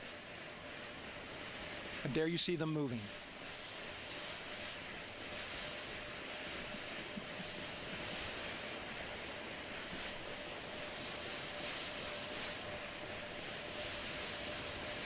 Now we're going to start moving the power from both the upper stage and the lower stage of the rocket to internal, taking ground power away and now going to battery power. GLS is go for upper stage to internal power. All right, power is removed from the rocket's upper stage, the ICPS, and it's been switched to battery. Same milestone for the lower core stage coming up at T-minus 1 minute and 30 seconds. Right now, the 4-person Artemis II crew is 248,000 miles away from the moon. And if all goes well, they will fly by it in 6 days. GLS is go for core stage to internal power. All right, there's the rocket's core stage, which houses 3 flight computers, is now on its own power. There's no more hold time because there's no more margin on these batteries. So we would have to recycle back to T-minus 10 to recharge if we had a hold.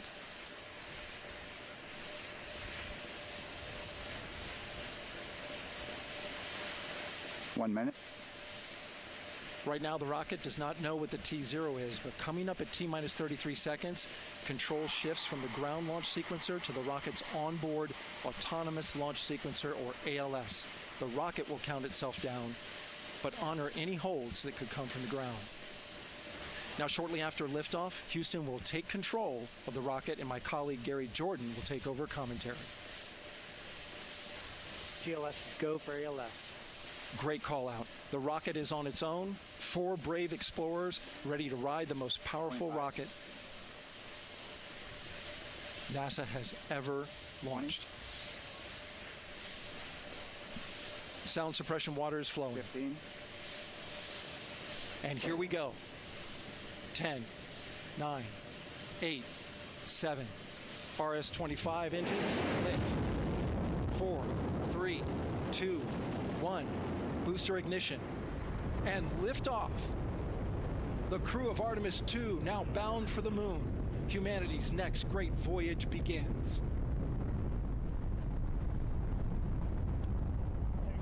Good roll pitch. Roger, roll pitch.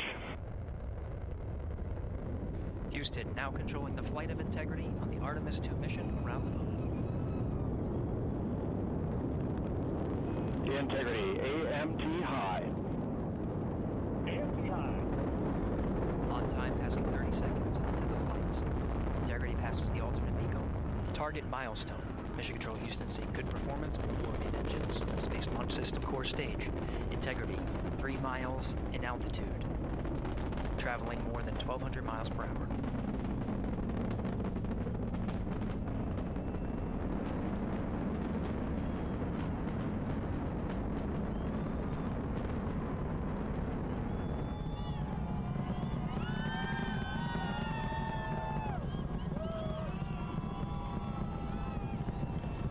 Mission elapsed time, passing 1 minute, approaching max Q.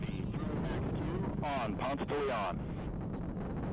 Stan, we have you loud and clear on Ponce de Leon. Have you the same.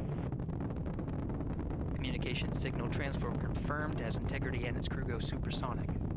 Approaching 90 seconds into the Artemis II mission. Integrity is 14 miles in altitude, 8 miles downrange, traveling more than 2,600 miles per hour.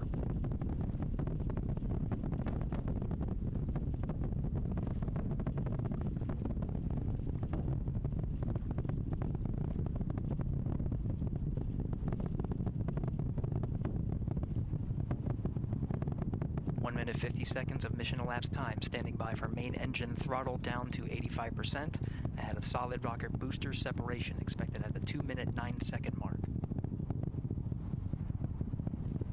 We see throttle down.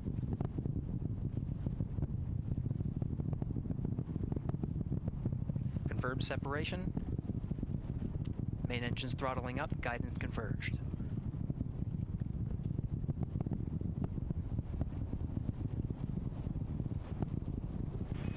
Integrity, guidance converged, performance nominal, upper stage RCS ready. Copy all, Stan. Integrity, SM priming complete. SM priming complete. 2 minutes 45 seconds of mission elapsed time into the Artemis II mission. Thrusters on Integrity and upper stage confirmed in a ready state, ahead of service module fairing separation.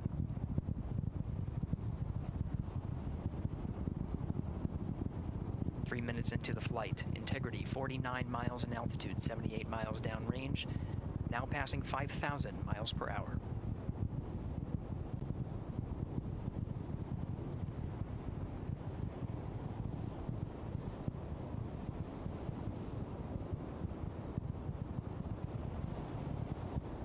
Standing by for launch abort system jettison. Houston Integrity, good last jettison, great view. Copy jettison, Team Eco 8+02. We see the same on board, Stan. And Houston has you loud and clear on Tidris at the Kármán line. Outstanding, Stan, we have you the same. 3 minutes 50 seconds into the flight of Artemis II, Wiseman, Glover, Cook, and Hansen cross the boundary to space with good comm checks. GPS signals acquired after last jettison now working on internal checks to verify accuracy. Flight Dynamics Officer analyzed the time of main engine cutoff, confirmed at 8 minutes 2 seconds, time of Miko.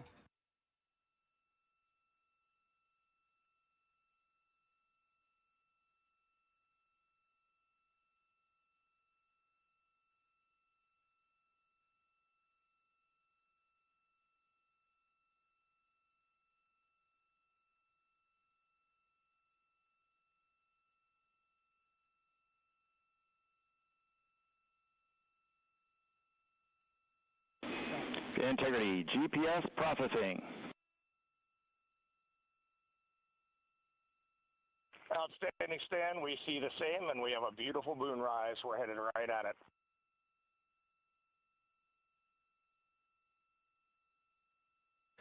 Approaching 5 minutes into the flight, Commander Reed Wiseman confirms he has visuals of his destination. GPS guidance, navigation, and control software finishes internal checks and sends to navigation channels. Integrity, 3 engine press. 3 engine press. On time now, passing 5 minutes 20 seconds of mission elapsed time into the Artemis II mission. At this point, 3 good main engines are all that's needed to carry integrity to a nominal main engine cutoff target. Though at this time, we're seeing 4 good engines here in Mission Control Houston. Integrity, 75 miles in altitude, 330 miles downrange, approaching 10,000 miles per hour.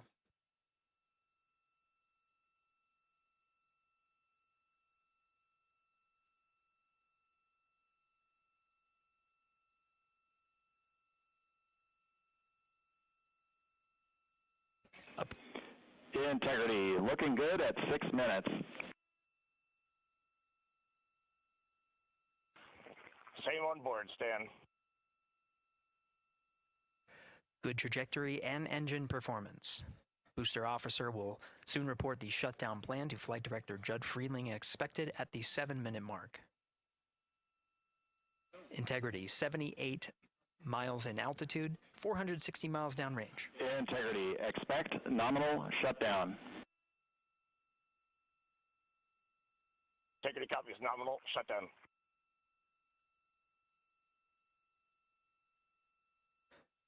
Six minutes 40 seconds of mission elapsed time. Shutdown plan is as expected. Again, the time of Miko was confirmed at 8 minutes 2 seconds into the flight.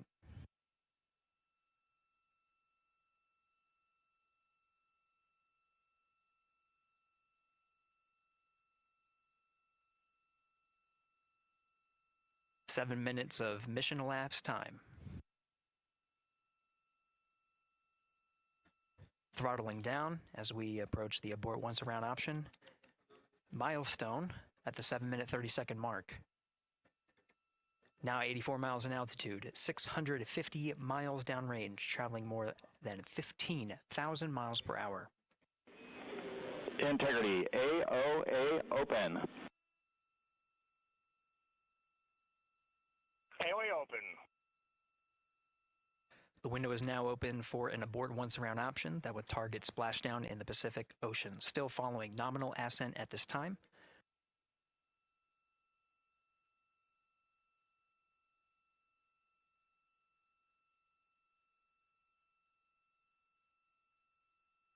About 10 seconds remaining until the main engine cutoff of the Space Launch System core stage. Standing by for confirmation of Miko and core stage separation.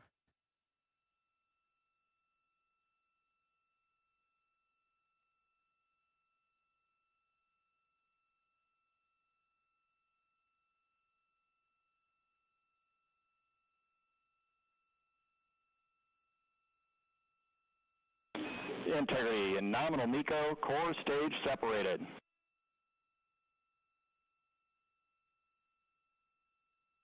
We see the same on board, Stan.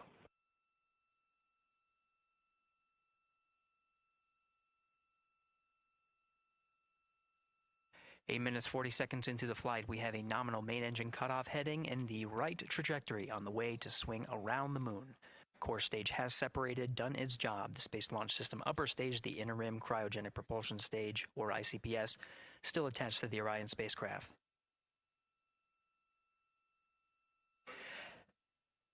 Nine minutes of mission elapsed time. Integrity crew of Reed Wiseman, Victor Glover, Christina Cook, and Jeremy Hansen now in orbit around the Earth at the beginning of their journey to the moon.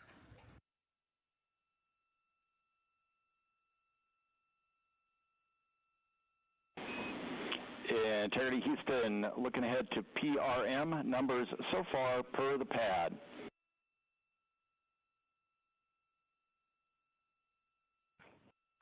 Copy that, Stan. Numbers for the pad.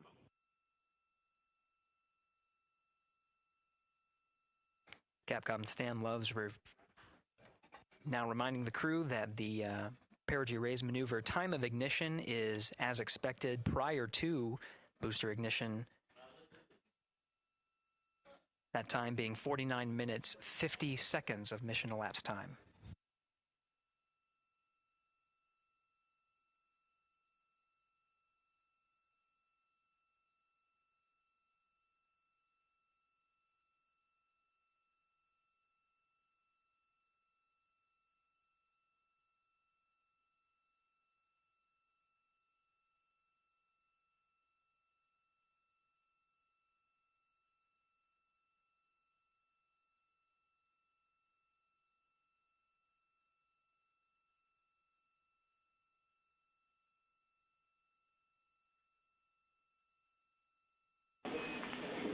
Integrity, good. Neds deploy.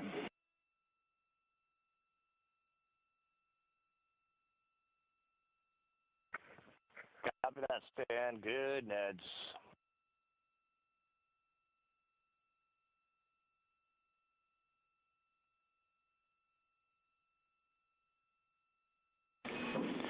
And Integrity Houston for PWD setup. Just a reminder, halfway open on the secondary. We copy that, Stan. Halfway open.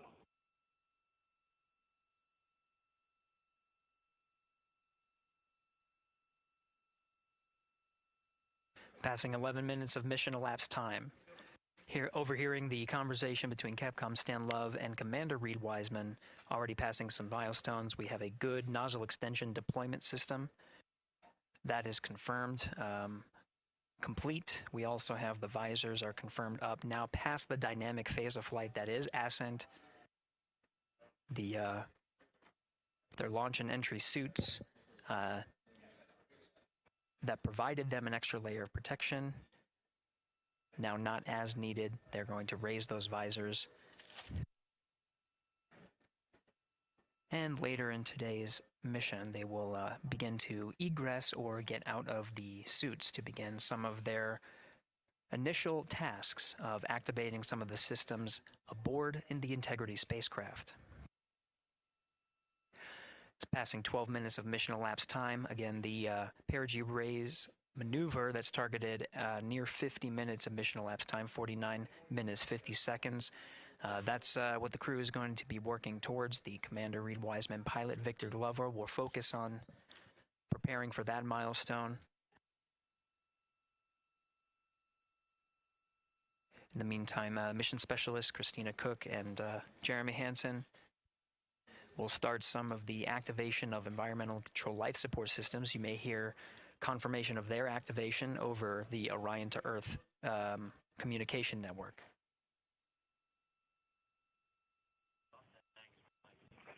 Houston, C3 aux power back in auto. Copy C3 aux, and we're 2 minutes to maneuver.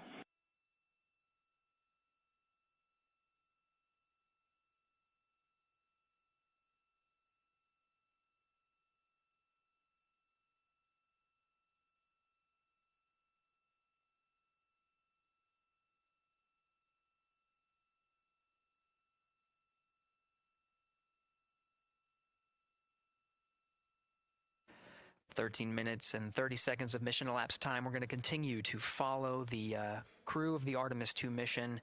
They are beginning their journey around the moon to verify the systems that will take us to its surface. An incredible ascent. Artemis II is underway. Reed Wiseman, Victor Glover, Christina Cook, and Jeremy Hansen begin their journey to the moon. Still milestones to come up as we await solar array deploy and the critical burns that will get Integrity into high Earth orbit around the Earth before engines are fired to get us around the moon. We'll keep tabs on Integrity and its crew from here in Mission Control Houston. But for now, we're going to send it back to you, Megan and Nicole at the Kennedy Space Center. Very jealous to hear how the launch experience was over on the Space Coast. Yeah, Gary, if people are just joining us, welcome back to the Space Coast, where we just saw Artemis II lift off 14 minutes ago. And wow, what an amazing launch, and an emotional one, too. As soon as the rocket lifted off, Nicole, you had tears in your eyes, I had tears in my eyes, and we had all these people around us cheering. It was amazing. Yeah, the energy was wonderful. I mean, it was a beautiful launch. You know, we've got 4 friends and family members headed to the moon. It's pretty amazing. Yeah, how does that make you feel as someone who, you know, is an astronaut as well, but also, as you said, friends? Yeah, so proud of them. You know, man, we don't have the words in the English language to describe this kind of an event, and pride, love, so many emotions. You know, they are truly breaking some barriers, and hopefully, you know, as Gary just said, they've got a long day ahead of them, so wishing them well on everything. But so far, what a beautiful launch to watch. Yeah, to be returning to the lunar orbit in more than 50 years. Maybe they go farther from Earth than any other humans before them. Maybe they see parts of the moon that we've never seen before. I mean, what a great start to what could be all of these milestones that we break in just a 10-day mission. Yes, what a way to welcome in the Artemis generation. Yeah, how do you feel? I mean, we saw some beautiful shots we were covering of course, the rocket, of course, the Earth falling away as we continued up into our ascents, but also some of those crowd shots where we saw young and old, just emotional, overcome by this history-making moment. Man, we are going back to the moon for all, and we saw that today. We saw that in all the crowds. And yeah, you guys just saw that view, the sunrise or sunset, I guess. They just made it over the crest of the Earth, and you could see the sun peeking over. One of my favorite views from space, and I can't imagine what they're looking at now, and I can't wait to see what they're looking at in about 5 or 6 days. Yeah, and you know, I know a lot of people are like, you know what, I'm surprised this launched on the first try, because we know, like any little thing, we have to be keeping safety in mind, and we want to make sure we're ready to go, but we were ready to go, and I think it surprised a lot of people. What a wonderful surprise on this Wednesday evening. It did, you know, and it kind of surprised me as well, but you know, it's just a testament to the team here that has been working so hard on Artemis. You know, Artemis 1, we learned a ton of lessons. We learned a ton from the wet dress for Artemis 2. We were able to go in, fix those things. We even had a couple mishaps today, not mishaps, but a couple, you know, anomalies today that the team creatively came up with solutions for. It's just a testament to the teamwork that gets us to the moon. And so we can continue to watch Christina, Reed, Victor, and Jeremy on their way now to the moon in Earth's orbit and awaiting the next in-flight milestones, deploying Orion's solar arrays. So why don't we get back in with Mission Control and Gary. Hey, thank you, Megan. Again, we're following along in the action. It is a long day. They have a number of procedures they need to get to immediately in their timeline. And Integrity Houston, cross-tie is on board per the ETSI-DEM. We copy Houston. Thank you.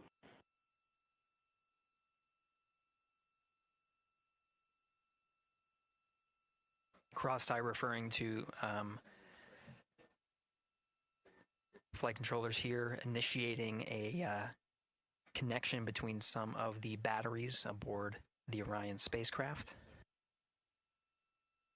allowing for an even distribution of power. This is the flight control teams that took us through ascent of the Artemis II mission today. Right now we're, as you see, passing 18 minutes of mission elapsed time.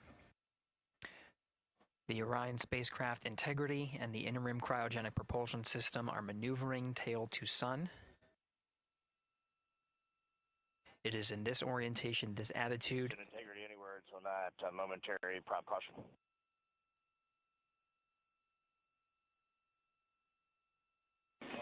And Reed, no action, we're looking at it.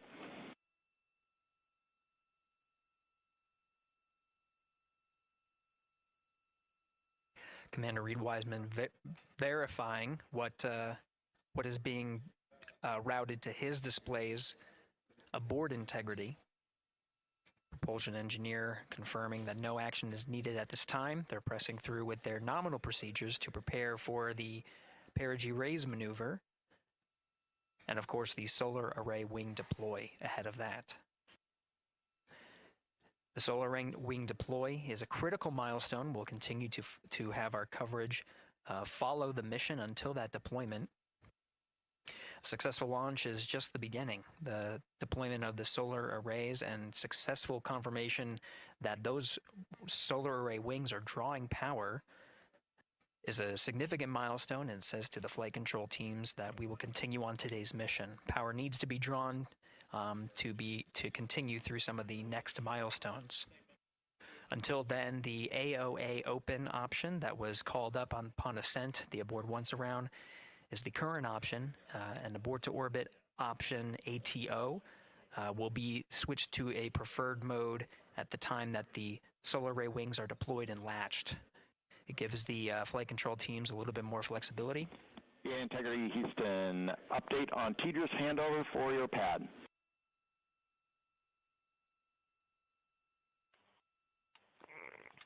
Give us just 1 minute.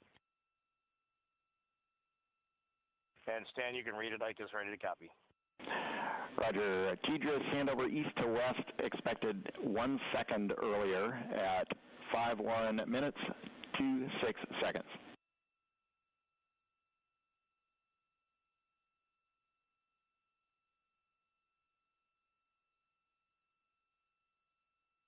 All right, Stan, we copy 1 second earlier for 5126 teachers east to west, and saws are starting to deploy. Thermal knives are firing. We concur. Thanks for the report.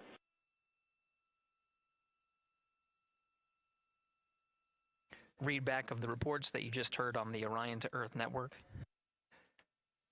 Integrity has maneuvered tail to sun. The RL-10 nozzle on the end of the ICPS is pointed towards the sun, and the solar array deployment sequence has begun.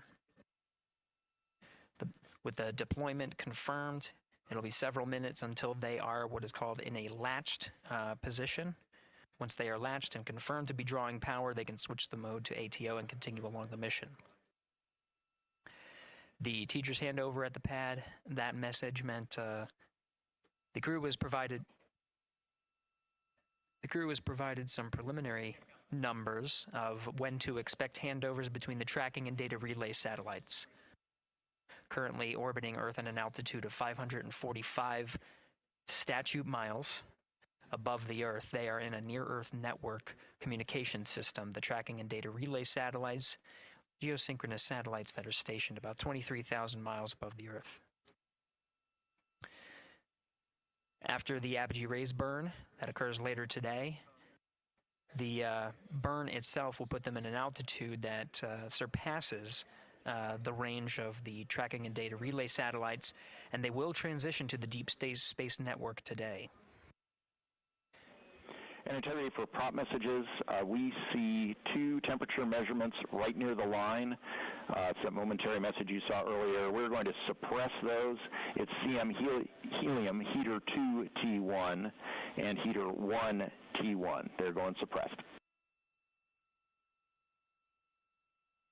Integrity, thank you. We see the same.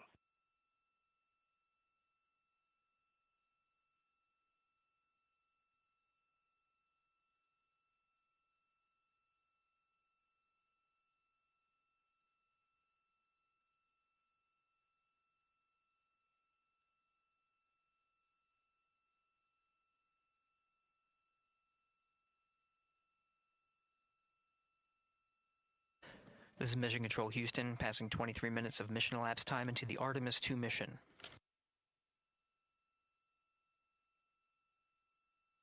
This is after a launch that began at 5:35 and 12 seconds Central Time, 6:35 and 12 seconds p.m. Eastern Time. Right now, the orientation you're seeing from our arrow visualization that translates some of the telemetry that we're getting from the spacecraft and puts it into a model so you can follow along on some of the milestones that we are following here. The RL-10 nozzle that you see at the left end of your screen, though it is currently not firing, that nozzle is pointed towards the sun, and the solar arrays are currently deploying. From this visualization, they look fully stowed in a position. Integrity, we are happy to report that Jeremy has the O2 sensors on. Copy O2 sensors.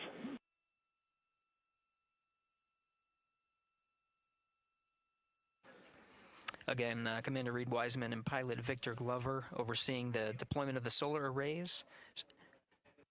And we'll follow the attitude maneuver changes ahead of the first burn of the ICPS engine, the perigee raise maneuver. Integrity Houston, we see 4 saws deployed and latched, ready for ATO preferred. Yeah, we're almost there in the procedure stand, and we see the same thing. And Integrity Houston, we are seeing a 7-second miscompare between the MET on Orion and ICPS. We'd like you to read us the MET from your center status bar and for the ICPS on StackSum.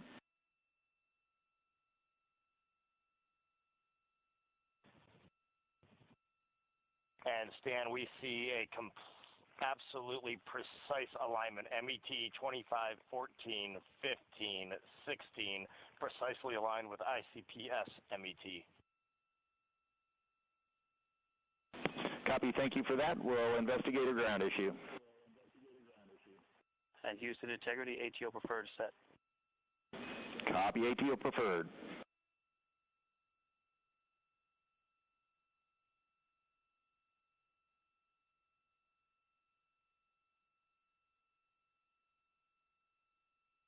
This is Mission Control Houston, 25 minutes, 45 seconds into the flight of Artemis II. We have confirmation that all 4 solar array wings are deployed and latched. This is the configuration needed to switch to ATO preferred, which you did hear confirmed from pilot Victor Glover. That mode has been switched. There was also a discussion with Capcom Stan Love and Commander Reed Wiseman about the alignment of the MET clocks on the Orion spacecraft and the ICPS. Commander Reed Wiseman confirmed the clocks are in sync, no issues, they're going to investigate it on the ground. We're proceeding with today's mission. 26 minutes of mission elapsed time and counting.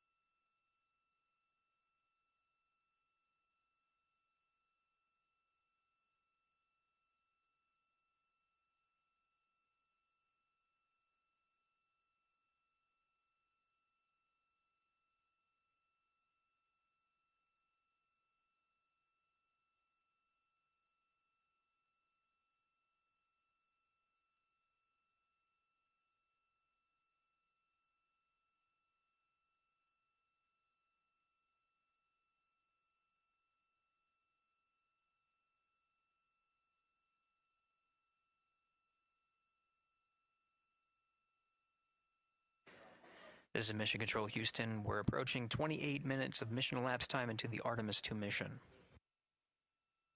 At this point, we've had a successful liftoff from the pad at 5:35 p.m. and 12 seconds p.m. Central Time, 6:35 and 12 seconds p.m. Eastern Time. We've had a good main engine cutoff, core stage separation, and a good trajectory to begin today's mission. Right now, the spacecraft has maneuvered tail to sun. We're standing by for another maneuver to maneuver into the burn attitude. This is where the RL-10 engine of the ICPS is pointed in the correct orientation for the perigee raise maneuver. We did hear confirmation that the perigee raise maneuver time of ignition has been confirmed per the pad, which means it was the predicted time prior to liftoff. Integrity for G and C, we're taking channel 1 to unfiltered and to BFS. Okay, Stan, we're watching. Go ahead.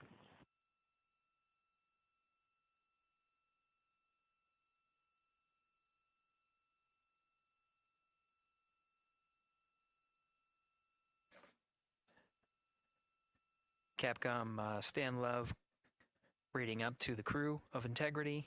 They will switch the navigation source from channel 1, standing by for confirmation that that switch has occurred.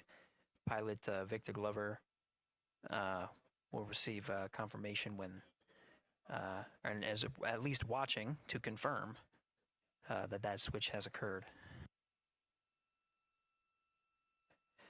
Again, the perigee raise maneuver that we're heading towards, not too long from now, we're actually inside 20 minutes at this time from the time of ignition of the perigee raise maneuver.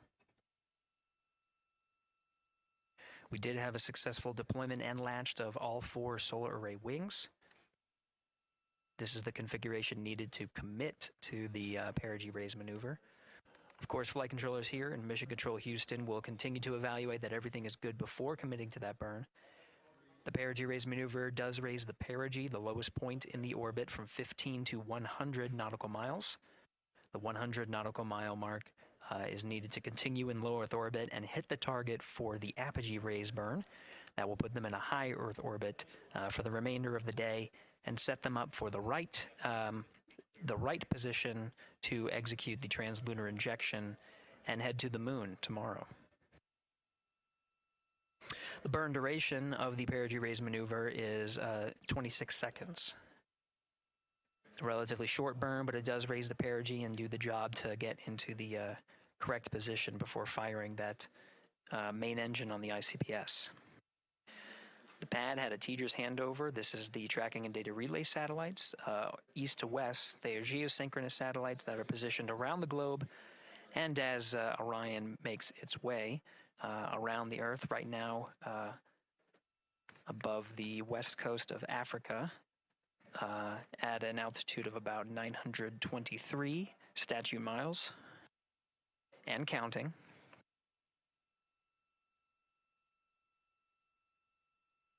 The perigee raise maneuver is not executed at the perigee. It is rather executed on the, actually closer to the apogee. But what it does is it raises the perigee on the other end of the orbit to 100 nautical miles.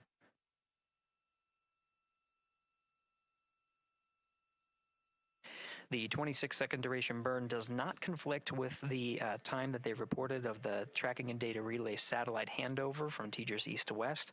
Again, geosynchronous satellites that are used not only by Integrity today, but the International Space Station as well.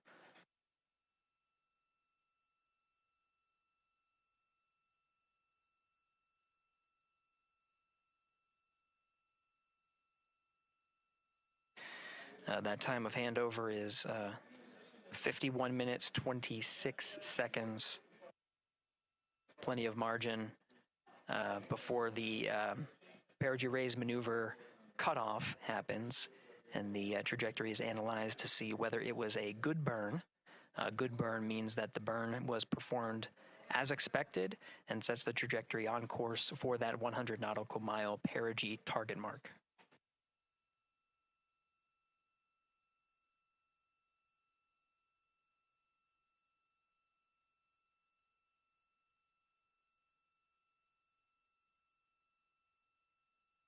Again, for those sticking with us on NASA Plus and following along on our coverage, we will continue to follow and to cover the mission until,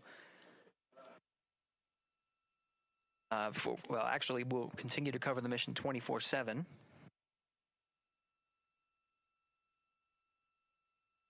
But we'll wrap up our coverage here shortly. And now that solar array wing deployment has occurred on NASA Plus and Amazon Prime.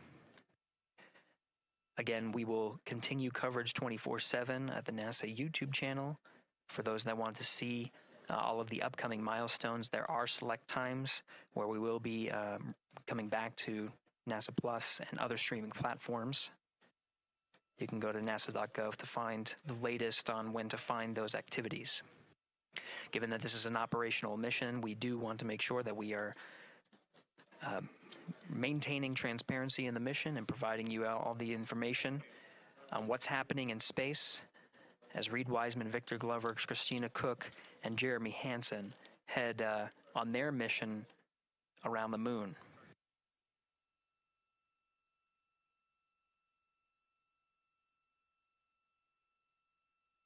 Inside Integrity at this time, again, the solar array wings have deployed. The Integrity is maneuvering to its burn attitude ahead of the execution of the perigee raise maneuver.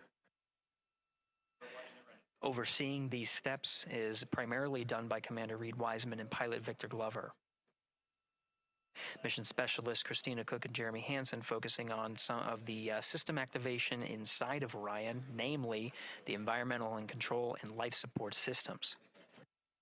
The activation and checkout of some of these critical systems are very important to continuing on the mission, making sure that those systems are in a good condition and in a reliable condition to provide the necessary environmental and control needs of the crew with humans on board through the duration of the mission that extends 10 flight days.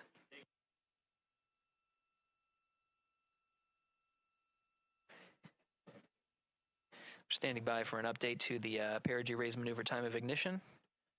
Should be right up to the crew very shortly. Integrity Houston, updated PRM numbers when you're ready to copy. All right, Houston, we are ready to copy. TIG is 2 seconds earlier at 4 minutes, 48 seconds. TIGO unchanged at 26 seconds. 49, 48, TIGO 26.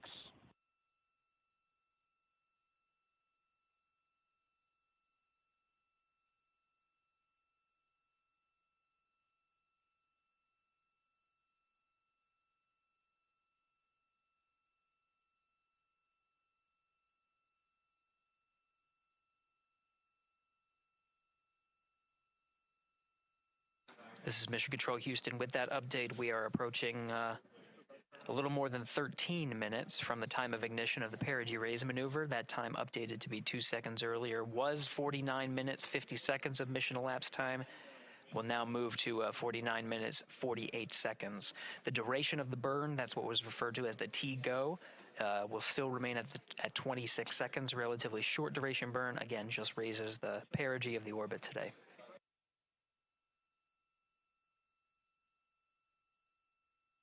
Making sure they hit the mark on that time of ignition is the primary concern of Commander Reed Wiseman and pilot Victor Glover. Mission Specialist Christina Cook and Jeremy Hansen inside activating those environmental control and life support systems.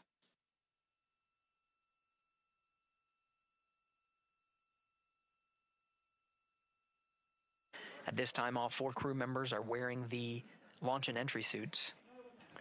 Integrity Houston, for Optimus on the PCD, we have time update instructions when you're ready.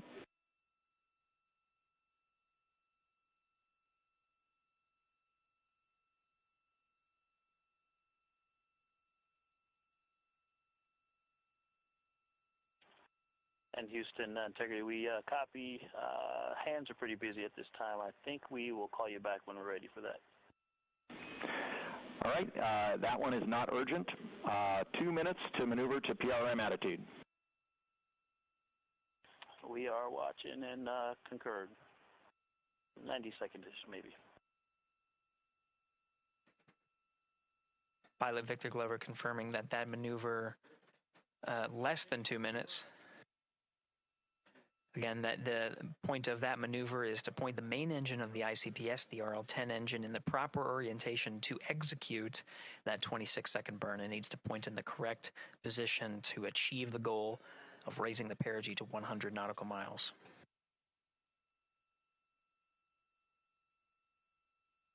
You heard some of the environmental control system activations over Orion to Earth. Jeremy Hansen activated the O2 sensors. They'll be measuring the cabin of Orion.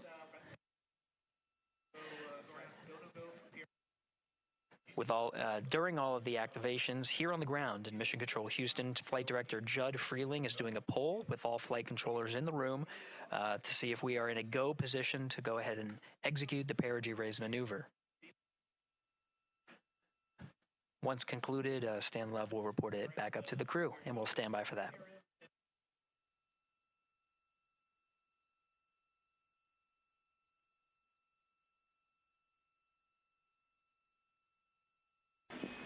Integrity Houston, MCC polls go for PRM pending attitude and saws.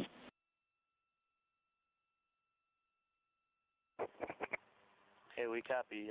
MCC is go. Maneuver starting.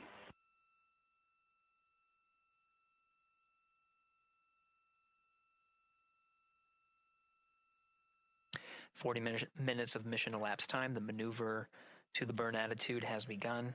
The maneuver also is paired with reorientation of the solar array wings that have been deployed. They will have various positions throughout the duration of the flight. Of course, solar array is meant to maximize the draw of power from the sun. So when deployed, we're in a biased solar array wing configuration that was called solar normal. This allows for the greatest surface area of the solar array wings to be drawing power and powering up those batteries of integrity, of which a cross-tie was enabled between the 4 batteries, the 4 battery buses that are inside of Orion. However, for the perigee raise maneuver, the solar array wings will be put into a position to take on the loads imparted by the ICPS main engine when they execute the 26-second burn. You can see in the animation here, the solar array wings are in motion, and the attitude is being reconfigured to point the engine in the correct direction, those solar array wings being pointed forward.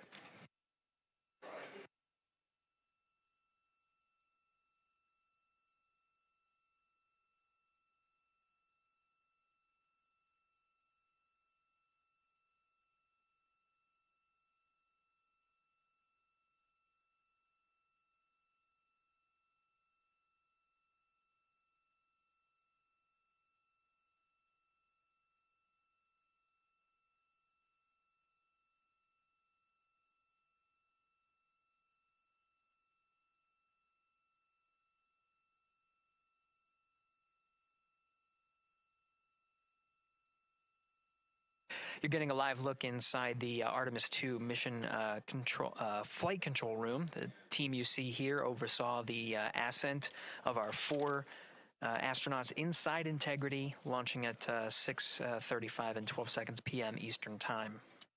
Now again, this room will be occupied 24 hours a day, 7 days a week, with flight controllers shifting on 3 shifts to oversee 24/7 operations of Artemis II while in flight. We will cover that live on the NASA YouTube channel, and we'll be covering that around the clock as we begin to wrap up our coverage here on NASA Plus. Before I do want to send it over to our colleagues at the Kennedy Space Center. And to my colleagues, it was a pleasure to join the teams at the Kennedy Space Center and be a part of such a historic launch. Here in Houston, again, we're turning our attention to the mission.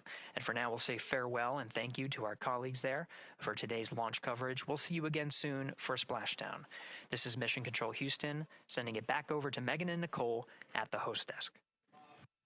Thank you, Gary. And yes, it was such a pleasure to be a part of this historic mission that started right here at Kennedy Space Center.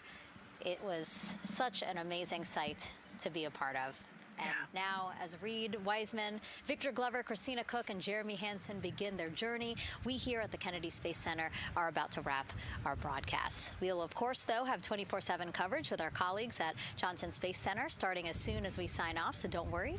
You can follow along our 4 astronauts every minute of their nearly 10-day journey to the moon and back. Nicole, I'll definitely be watching it, and I'm sure you will, too. Yes, of course. You know, they just started, right? The launch was beautiful. This was a historic day. They're on their way back to the moon for the first time in over half a century, but they've got a lot of work ahead of them, and so we're excited to see what they have to do and excited to test out the Orion spacecraft. This is a test flight after all, and we're excited to see what we can learn from this mission. Very humbling, inspiring. It was really amazing to be a part of this, and I'm so glad that so many people joined along by either watching here in person or watching online. And of course, Nicole, thank you so much for sitting through this, answering questions, adding so much context and information that really brought a lot out of what we saw today. Oh man, I had a blast. You're a rock star. You're a professional. This was great. Oh, you're great. So this was a wonderful day. Well, again, thank you so much, and thank you to you for watching at home. You know, tonight we didn't just launch a rocket, we launched the next chapter of human exploration. Our Artemis II crew now on their way back to the moon, and we're taking you with us. So thank you again for watching, and go Artemis II.